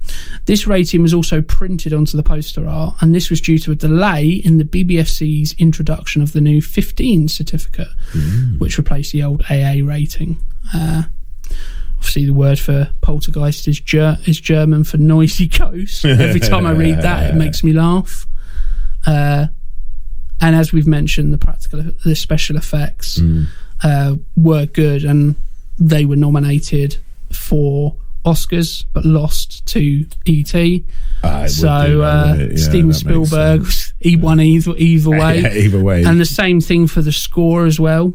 That was also nominated for an Oscar. So I mean, other than it sounding very John Williams-esque to me at the beginning, I didn't really notice the score much throughout the film, to be honest. I might have been too busy blubbing like a small child in the corner. You couldn't hear it over the weeps. with the sobbing. I mean, there's a really good element in. I think it's when everything's being sucked into the closet or wardrobe in this country, and it has this. It's so good and so subtle, but it's like a mixture between sheer terror and like pure amazement. You know, it's like this thing of like, it's like it feels fantastical, but it's scary at the same time. Like we were saying earlier about the elements of the unknown, which are quite scary, but they're also intriguing. You kind of want to know what's going on, and the score just delivers that. Yeah, if I had to guess, because it genuinely would be a guess, because like I said, I weirdly wasn't paying much attention to it, and I normally am on top of this sort of stuff. From my best recollection, I'd say it's quite a jaunty, might not be the right word, but it is more magical sort of sounding score, isn't it? It's I'm sure, like you say, it probably turns up the heat when it needs to. You know what I mean? Fair dues. Yeah, and the art of good composing sometimes is to know when to draw attention to the music and when not to. One of my biggest pet peeves is when it's telegraphing how it wants you to feel. It's playing this type of music because we want you to feel this emotion at the time. And I think all scores do that, but I take your point. I think it's when you notice it's not being done well, if you notice it happening. And it isn't obvious like that in this.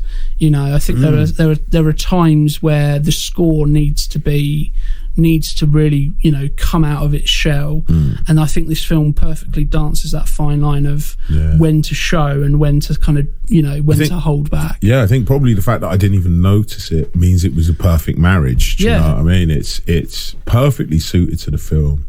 It's such a good movie. It's so weird to think it's 1982. I would put it late 80s. And, it was the 8th highest grossing film of 1982, which for a horror film is really good going. 1982, so that would have been, is that Indiana Jones? First, the first Star Wars is like 76 or something like that, isn't it? I think 77, and I think 89 is the third Indiana Jones film. Yeah. So I'm going to say 90. It's about 88. Yeah, I think Indiana Jones may have happened at that point. Yeah. It's early 80s anyway, isn't it? Yeah. So, but generally speaking, at the time, I'm going to say 1980.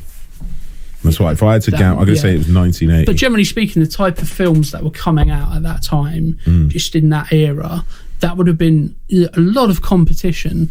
I can't think of many so to horror be the films 8th from highest 1980. grossing film of the year, Yeah. for a horror film on a $10 million budget, which always sounds, flippantly saying it's not a lot of money, but in movie terms, it's really not. No. I mean, when you're talking Hollywood blockbusters, Yeah, a Spielberg Hollywood. Yeah, film, you think like if a movie only Produced, if a not movie directed. only makes 20 million profit, it's considered a failure in Hollywood, isn't it? Yeah, and so it's such an achievement, and I think and And it's weird that I could be wrong, I could be doing him a massive disservice, but when I looked at his IMDb profile yesterday, I didn't see any films I recognised from Tobe Hooper afterwards. And I'm going to have to do more of a deeper dive. Apologies, listeners, if it's driving you as mad as it's driving me, but I'm going to have to do a deeper dive to work out what that is. I read that he got into legal things about the directorial. There's really not credit, not much to note. Look at doing a bit the research into this. There's really not really much there. And coming back to the remake again, it flopped. It wasn't successful at all. Yeah, it was lightning in a bottle with a film, and isn't it? It's that element of obviously you're there to make money. We understand that as an audience, but who is this for? Because I guarantee you, nobody was asking for a Poltergeist remake. No. Nobody was going, what I really want to see remade? Poltergeist. Nobody was saying that. So so if you're bringing it in for a new audience, I get that. I understand that. So do what made the original so well. Obviously, you don't have to go, the Psycho remake and do it shot for shot, but do what made it so well. What is that thing you always say? Learn from the original. Always sticks in my head ever since you said it, where it's like they should remake films that should have been good but got made badly. Do you know what I mean? Like, the concept of this film is amazing, but we stuck the landing when we did it last time. Let's remake that. Which is almost never what happens in Hollywood. I think the only genre really that tends to do that is the superhero genre at the moment. Okay. So when you look at things like X-Men, let's say, they realised that the third X-Men film was terrible, and obviously it flopped. And it wasn't very good, and it really left a bad taste in a lot of fans. What happens in the third film? Is that Dark Phoenix, or is that the second one? No, it's called The Last Stand. This is of the original trilogy. Is that something to go back in time? No, that's Days of Future Past. But with that third The Last Stand, it was awful. They had Vinnie Jones as Juggernaut. Oh, yeah, I've seen that one. It's I'm terrible. the Juggernaut bit. Yeah. We talk about casting, but no. Is that, I remember my mate around that same time Vinnie Jones popped up in it's not too Fast and Furious, it's the Nicolas Cage one, Gone in 60 Seconds. Yeah. He plays a doesn't mute. speak in that, does he? And my mate was like, perfect casting. Just whatever you do, don't let him speak. unless it's a Guy Ritchie film, don't let him talk. And when they then kind of done the soft soft reboot where they done First Class, where it was this is going to be meeting of Charles Xavier and Magneto. Is that McAvoy? Yeah. And that that was a decent film. And then Days of Future Past, the one after it, is the one where they retcon everything and basically create the new timeline. So everything that happened in those first three films doesn't happen in the timeline of the story. That doesn't exist. Right. Because they realised we didn't do a particularly good job at that. Yeah. So that's the only, The Incredible Hulk is another example. They've done the one with Ang Lee. That's with Eric Bana. Yeah. And I actually really like the Ed Norton one. I thought that was a pretty good movie, to be fair. Ed Norton apparently was quite difficult to work with on there. He's well known as being a bit up his own a-hole. And then they remade the Ed Norton one, and it was still a relative. It wasn't. Have they remade it? I thought they gave up making Hulk films, but they just recast him and started putting him in other stuff. That's when they went. Okay, they haven't had a solo She-Hulk TV series that the new Hulk turns up in. I saw a couple of episodes. Seemed all right. Yeah, I think a lot of people hate it, but I thought it was quite. Saw a couple of episodes. Seemed quite good. Perfectly reasonable to me. You know what I mean? Yeah. But yeah, it's weird though, isn't it? Because you get to when you think about horror movie remakes. Because they will always remake horror movies. They constantly remake horror movies. How many times have they rebooted Jason? How many times have they rebooted Michael Myers? They tried to reboot. I've just got the image of Jason X in my I love Jason X. It's so bad and so good. It's supposed to be like that, though, isn't it? But when they redid Nightmare on Elm Street, I was like, I went to the cinema to watch it. I was like, the only reason to remake this movie is because special effects are going to make those dream sequences amazing. And they looked worse than they did in the original. They weirdly didn't try to do anything different. They tried to keep almost faithfully to those original special effects. At which point I'm like, what are we doing here? I've already seen this film and it was better in, I'm going to say 81. I don't know when the first one came out. It's a long time ago. So that is beyond me. But then you think of as we've previously discussed, The Fly is a remake. One of the best remakes in Hollywood history. The Thing is a remake, like the Kurt Russell thing, because they then remade it. But it's kind of a prequel, though, isn't it? But they just called it The Thing one, again, which annoyed me. So call it give it an asterisk or something, because people thought it was a remake. It's not. It's a prequel. But no, that is a remake. So it can work. It's just so rare, and I would argue hasn't been able to be pulled off since the 80s. Like remaking a movie since, I bound to be wrong. There's going to be the exception that proves the rule.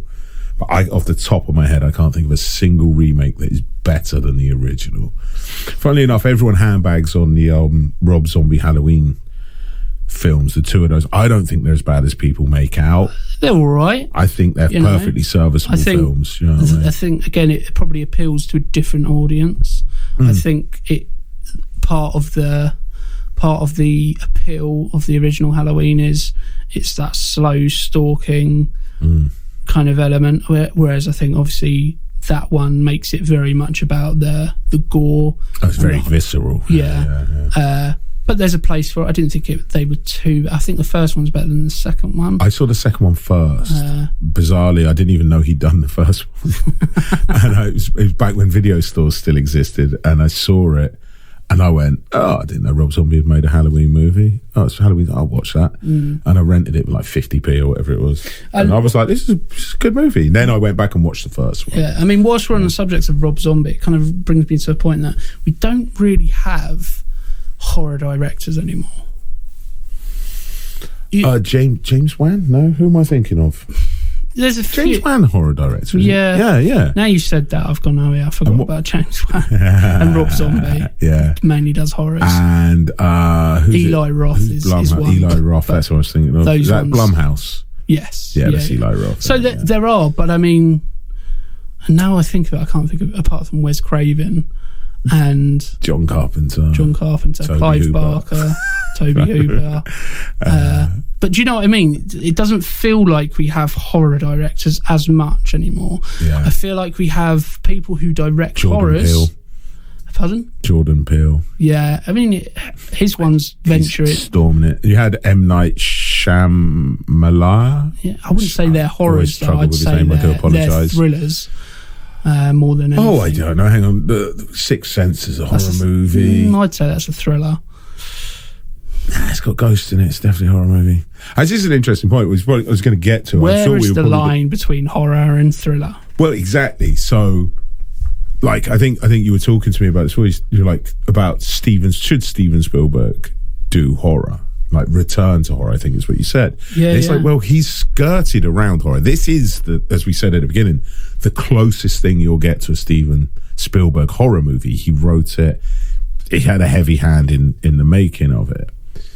He apart from some TV stuff he's done that was horror, he's flirted around the edges. So obviously Paranormal Activity made its way to cinema because of Spielberg. I think he got them to change the ending after he saw it, and then helped them get it distributed. Is that right? I didn't know that. I am positive of it. Probably going to be wrong, but I'm positive. There was a rumor going around that he saw it and then weirdly got locked in his studio and was convinced that the tape was haunted. Pure marketing BS as far as I can work out. But yeah, he had a heavy hand. Interesting enough, I got in a conversation on Facebook about found footage horror, and I was like, I know Blair Witch wasn't the first. There's definitely at least one before that that's almost identical to the Blair Witch. But I remember seeing the Blair Witch and thinking, that's a really good concept for horror, found footage. Everyone's got camcorders these days, you know. And then once you've seen it once, and then you see it a million, you don't need to see it again, especially not that millionth time. And then after I got into this, like after I'd posted that, I remembered Paranormal Activity. I was like, actually, they did something quite clever for a found footage movie. Is they had it like still fixed points and locations in the house, and they explained it. Do you know what I mean? And I thought that's actually was quite a smart move for a found, because I'm not a fan of found footage horror. But the first Paranormal Activity film was good. It pretty good. Really holds up. Gives you that creepy feeling you would expect. So yeah, sorry, back to my point, Spielberg and horror. The age-old argument, like you're saying Sixth Sense is more of a thriller than a horror movie, is whether or not Jaws can be classed as a horror movie. Now, it's a monster movie, so to me, in its purest form, it can be classed as horror. If someone told me they think it's a horror movie, I wouldn't argue with them. I, in all honesty, don't think of it as a horror movie. It's kind of a buddy cop, thriller, monster movie. But if it's a monster movie, surely it gets, it gets in through the back door to be in a horror movie, right? Because in their truest form, horror movies can be monster movies, and monster movies are horror movies. Uses a lot of Hitchcockian techniques. He was a horror director. But I hear people online argue about it all the time. I think the thing for me that makes it not a horror, first of all, it was a summer blockbuster. It was the first summer blockbuster. Though. It didn't exist. You don't get blockbuster horrors. I disagree. You get big budget horrors, but you don't get blockbuster horrors. I disagree. Name me one. Scream. I'm not going to call that a blockbuster. I know what you did last summer. They're not blockbusters. Huge films. Plus, the summer blockbuster did not exist until Jaws. He didn't purposely make a summer blockbuster. It got released in summer because they're like, this movie's crap. Let's just dump it in the summer months when no one goes to the cinema. And then it was like, everyone went to the cinema to watch this. It's a summer blockbuster. And it became its own thing. I think for me, blockbusters are big budget affairs. So you very rarely get big budget horror films. So for me, they can't be blockbusters because you think of blockbusters, you think of those big budget affairs and the films that cost a lot of money to make. Now you think of summer blockbusters and you think of those we're looking at 200, 300, 400 million to make. Yeah, but you can't compare how much you would spend on a movie now compared to how much you spend on a movie in the 70s. But when I say it's the equivalent of what you would have spent in the 80s, and I think it's genuinely adjusted for inflation and things like that. I understand. I do get your point. I really do. But I actually think even if you adjust it for inflation, the money they spend on movies now is still way more ridiculous than they would back then, even if you adjust it. I don't know for sure. I'd love to I will sit down and work out what the budget for Jaws is adjusted and see if it comes near $500 million, which, I mean... I mean... But, look, as we sit here, I believe Barbie is now the second most profitable film for Sony. I think it's literally gone past I think it's Avengers up there. Endgame or something. Must be up there. Do you know what I mean? That's been a pure for, you know, who would have thought? Have you seen it? No. No, me neither. No. I'll wait till it comes out on There's a streaming. little part of me who's been a massive film snob about it. Really? I'm like, it's about I'll wait a till doll. it's free. You know what I mean? But yeah, so this is, I can't even remember what we were talking about anymore. But Where does horror begin? Where does horror end and thriller begin? And yeah, so I would say The Sixth Sense is definitely a horror movie. It's got ghosts and stuff in it. But I know what you mean. It's not. Does it have scary bits? I don't think it really does. It has I think creepy it does. bits in it. Yeah, I think it's difficult, isn't it? Because the genres are so similar. Yeah, I mean, they you cross over. You look for DVDs or whatever online, and you go by genre. They crop up in both, and in my head, I'm like, that's not a thriller. I want thrillers, but you know, so I can understand.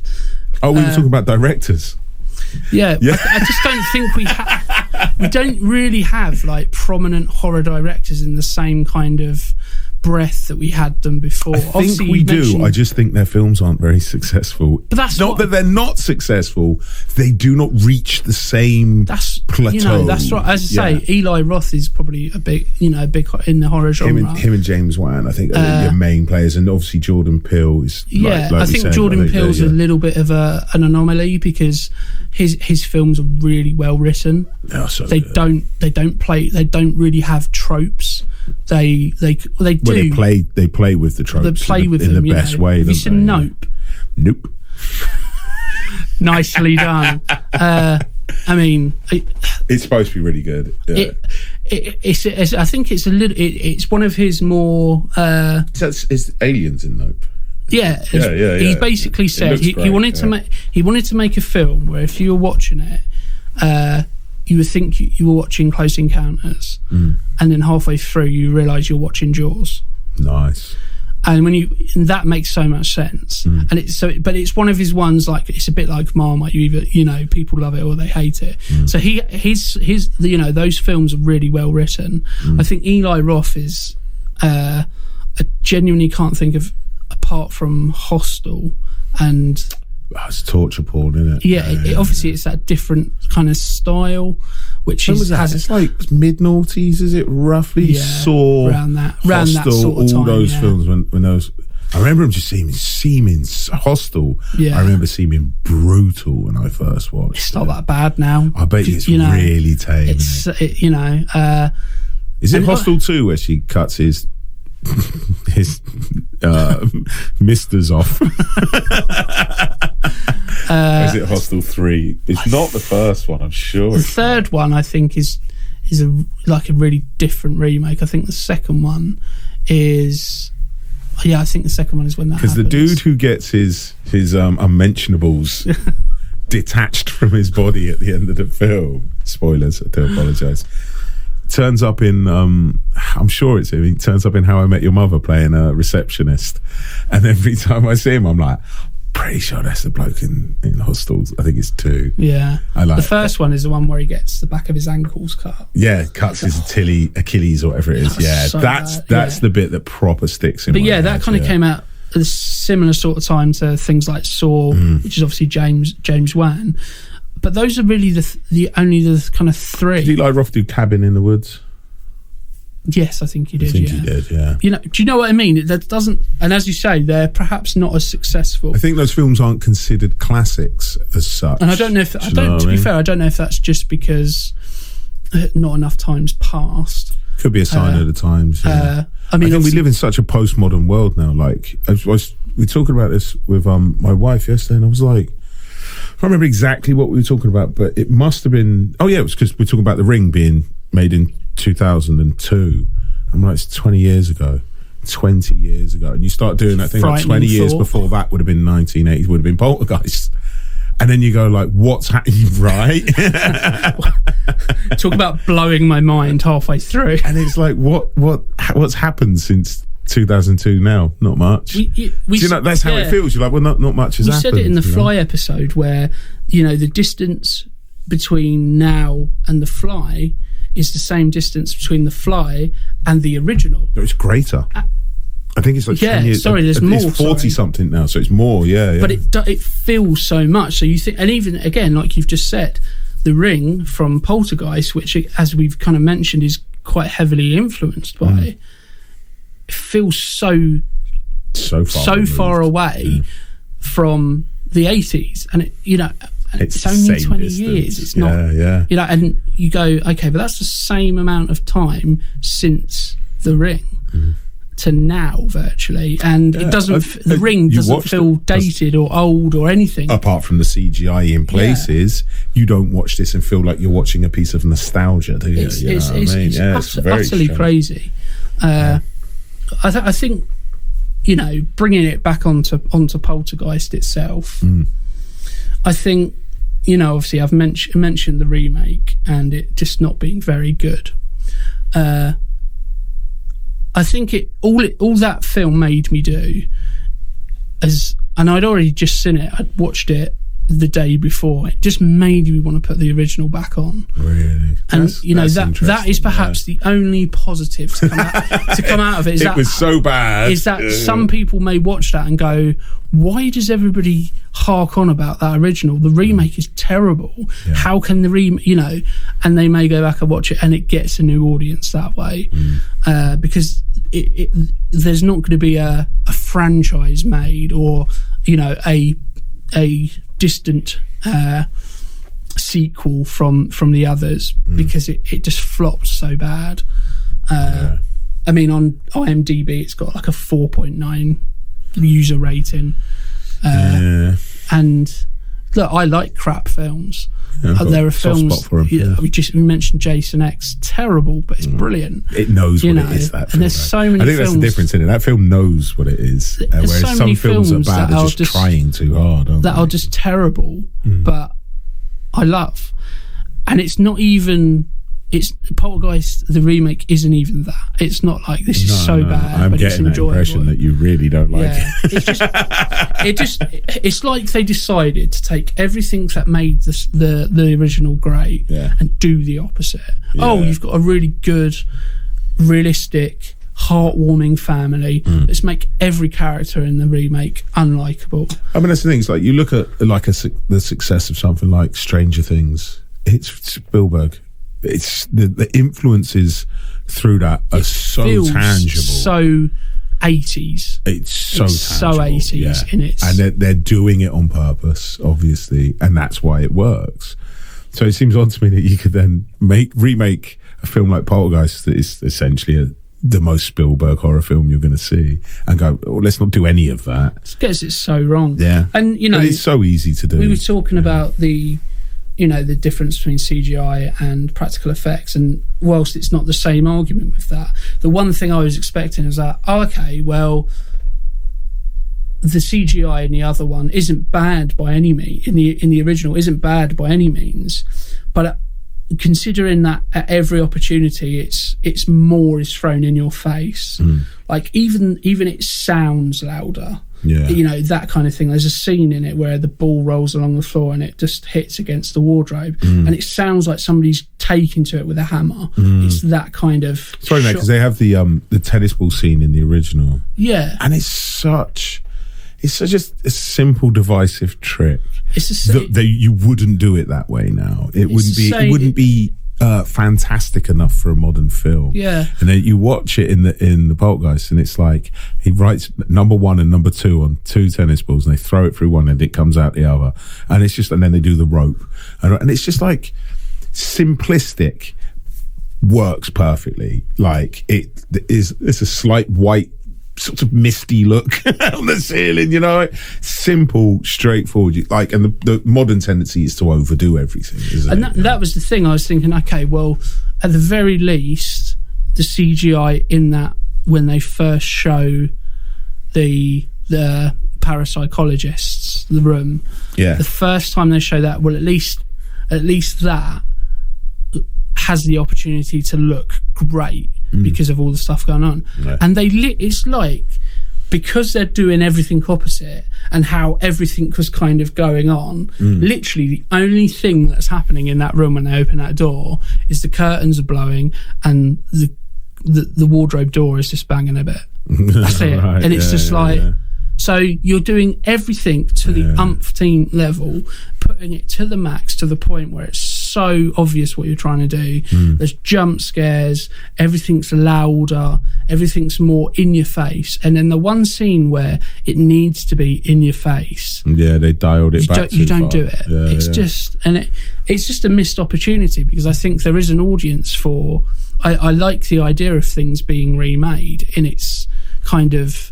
I hate the idea. I hate the remakes on the whole, but I like the idea of them being the idea of there being a new version of something I like.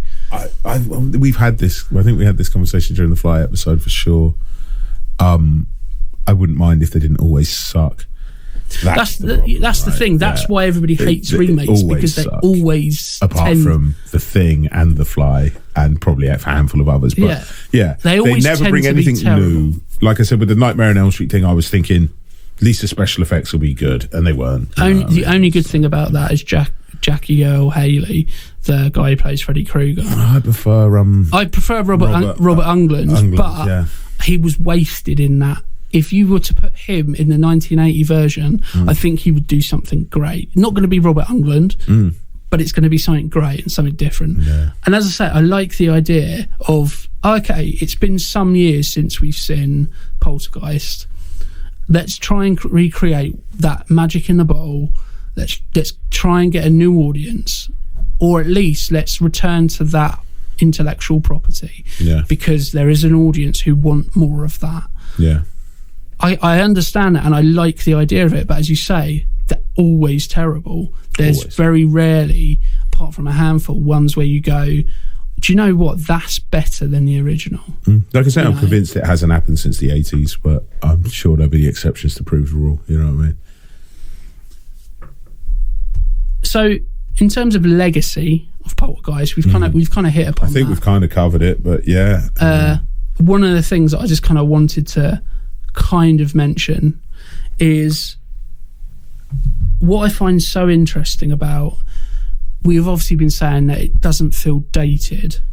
I think the only thing that kind of dates it, and it's something that you kind of, to be fair, have to be looking for. Obviously when we do these, we're looking for things to talk about.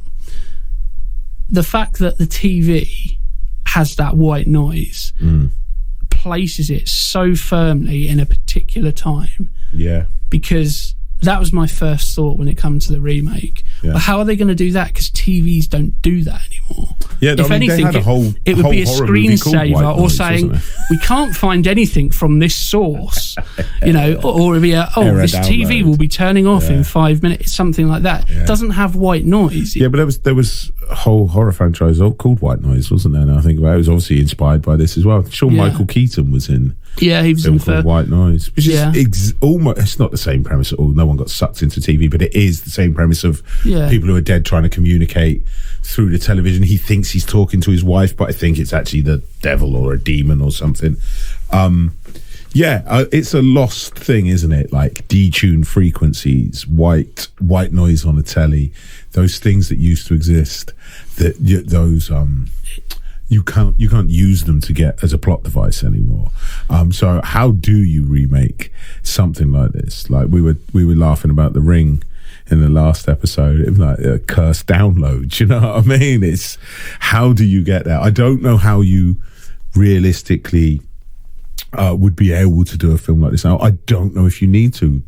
Poltergeist stands up on its own as it is 40 years later. You know what I mean? It's what it's, as anybody listening can attest to, we love it. So what about further viewings? Anything that we can mention to our... I mean, I think all of the movies that we've mentioned that were influenced by this are a good place to go. Obviously start with Poltergeist 2. That's probably going to be my next viewing of a film, probably tonight if I get some sleep, if the kid goes to bed. You know what I mean? It depends what feel you're going for me. I think, like, if you're looking at that Spielberg horror, Gremlins is probably a good place to go. It's much more the family-friendly version of this movie. Less so E.T. Those sort of 80s films all the way through to the early 90s are going to have a similar feel for them. I would check out all of the films that influenced, like we said, Sixth Sense, The Ring movies, the remakes and the originals. I would check out White Noise. I can't guarantee you it's not a terrible film, but it was clearly influenced by this movie. Got a sequel, so it must have done something. It must have been somewhat the concept successful must have been worth following through. Yeah, I think for me, whilst it's a totally different film altogether, in some respects, I don't know if you've heard of the House films. Yes. That has a very 80s and a comical horror kind of aspect to it. Ironically, it has the dude from Cheers in it. He's the neighbour. Is it Cheers or Taxi Driver? Big dude. I can't think of his name.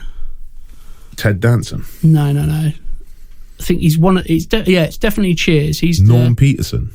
Is he the quite the larger fella? Yeah. Norm. What's his name? Yeah, the character's name's Norm Peterson. Yeah, he's in that. He plays the neighbour who's kind of a little bit nosy and a bit sort of like, what's going on in here? And it's like there's this scene in there where he basically holds a rope, and he has the guys doing like an experiment as to the thing in the closet. But yeah, those have got that kind of comical element to it. Yeah. I mean, if you're heading towards comedy, The Burbs. Yeah. Such a movie. The Lost Boys. Not really spooky, either of those films, but have a sort of comedy horror bent in that same sort of 80s way, isn't it? You know. I don't think there's any other kind of things. I think we've kind of mentioned them all, really.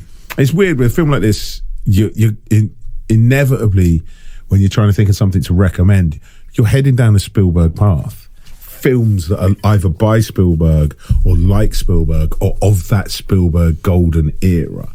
So obviously we threw in The Ring and Ring and Sixth Sense and things like that. Valid options. But when I really think about it, I think like you're saying, a film like House or House 2. You know what I mean? Or those House 3 or House 4. Is there really that many? Yeah, I've got the box set. Beautiful box set from Arrow Video. I think it's really difficult, isn't it, to watch it and not think of just Spielberg, because he has such a distinctive style that there really isn't anybody like Spielberg. 80 Spielberg as well. You know, they have such a... Again, there's things you can't quite put your finger on.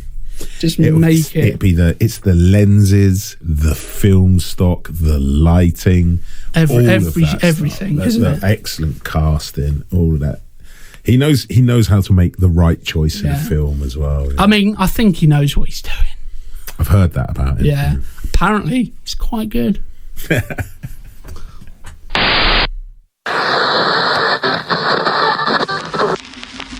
I believe that the casting of Anthony Hopkins in the role of Dr. Fraser Crane will go down in history as one of the great casting mistakes of the last century.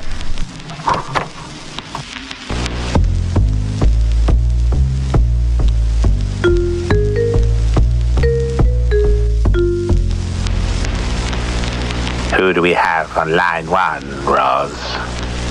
On line one, we have Bill from Buffalo.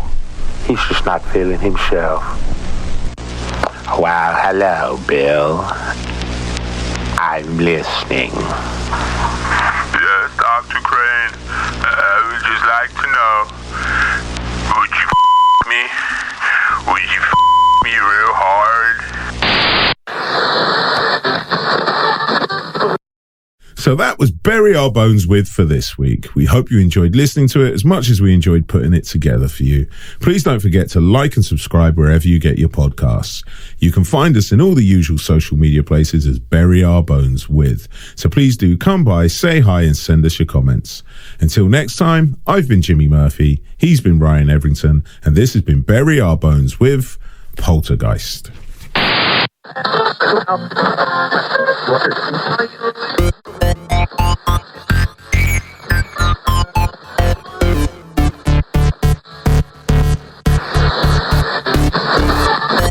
it will be a one-button job. Boom, boom, boom, boom, toom, toom, toom.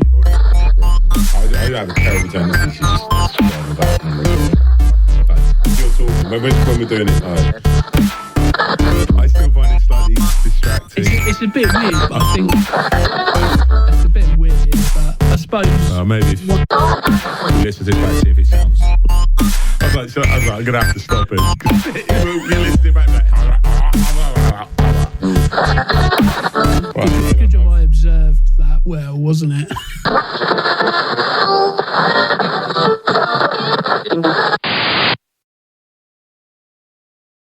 So every episode. So it's true actually. Everything starts with a so, doesn't it? So Ryan. That's literally what I was gonna say. So Ryan, and you always go so. Let's change it up this time. Should we change the name of the show to So? That's So Movies. Right, hang on. Well. Well then. Yeah. So Ryan, you can't do that. You can't expect me not to laugh. Oh well, we know what's going at the end of the episode now. Yeah.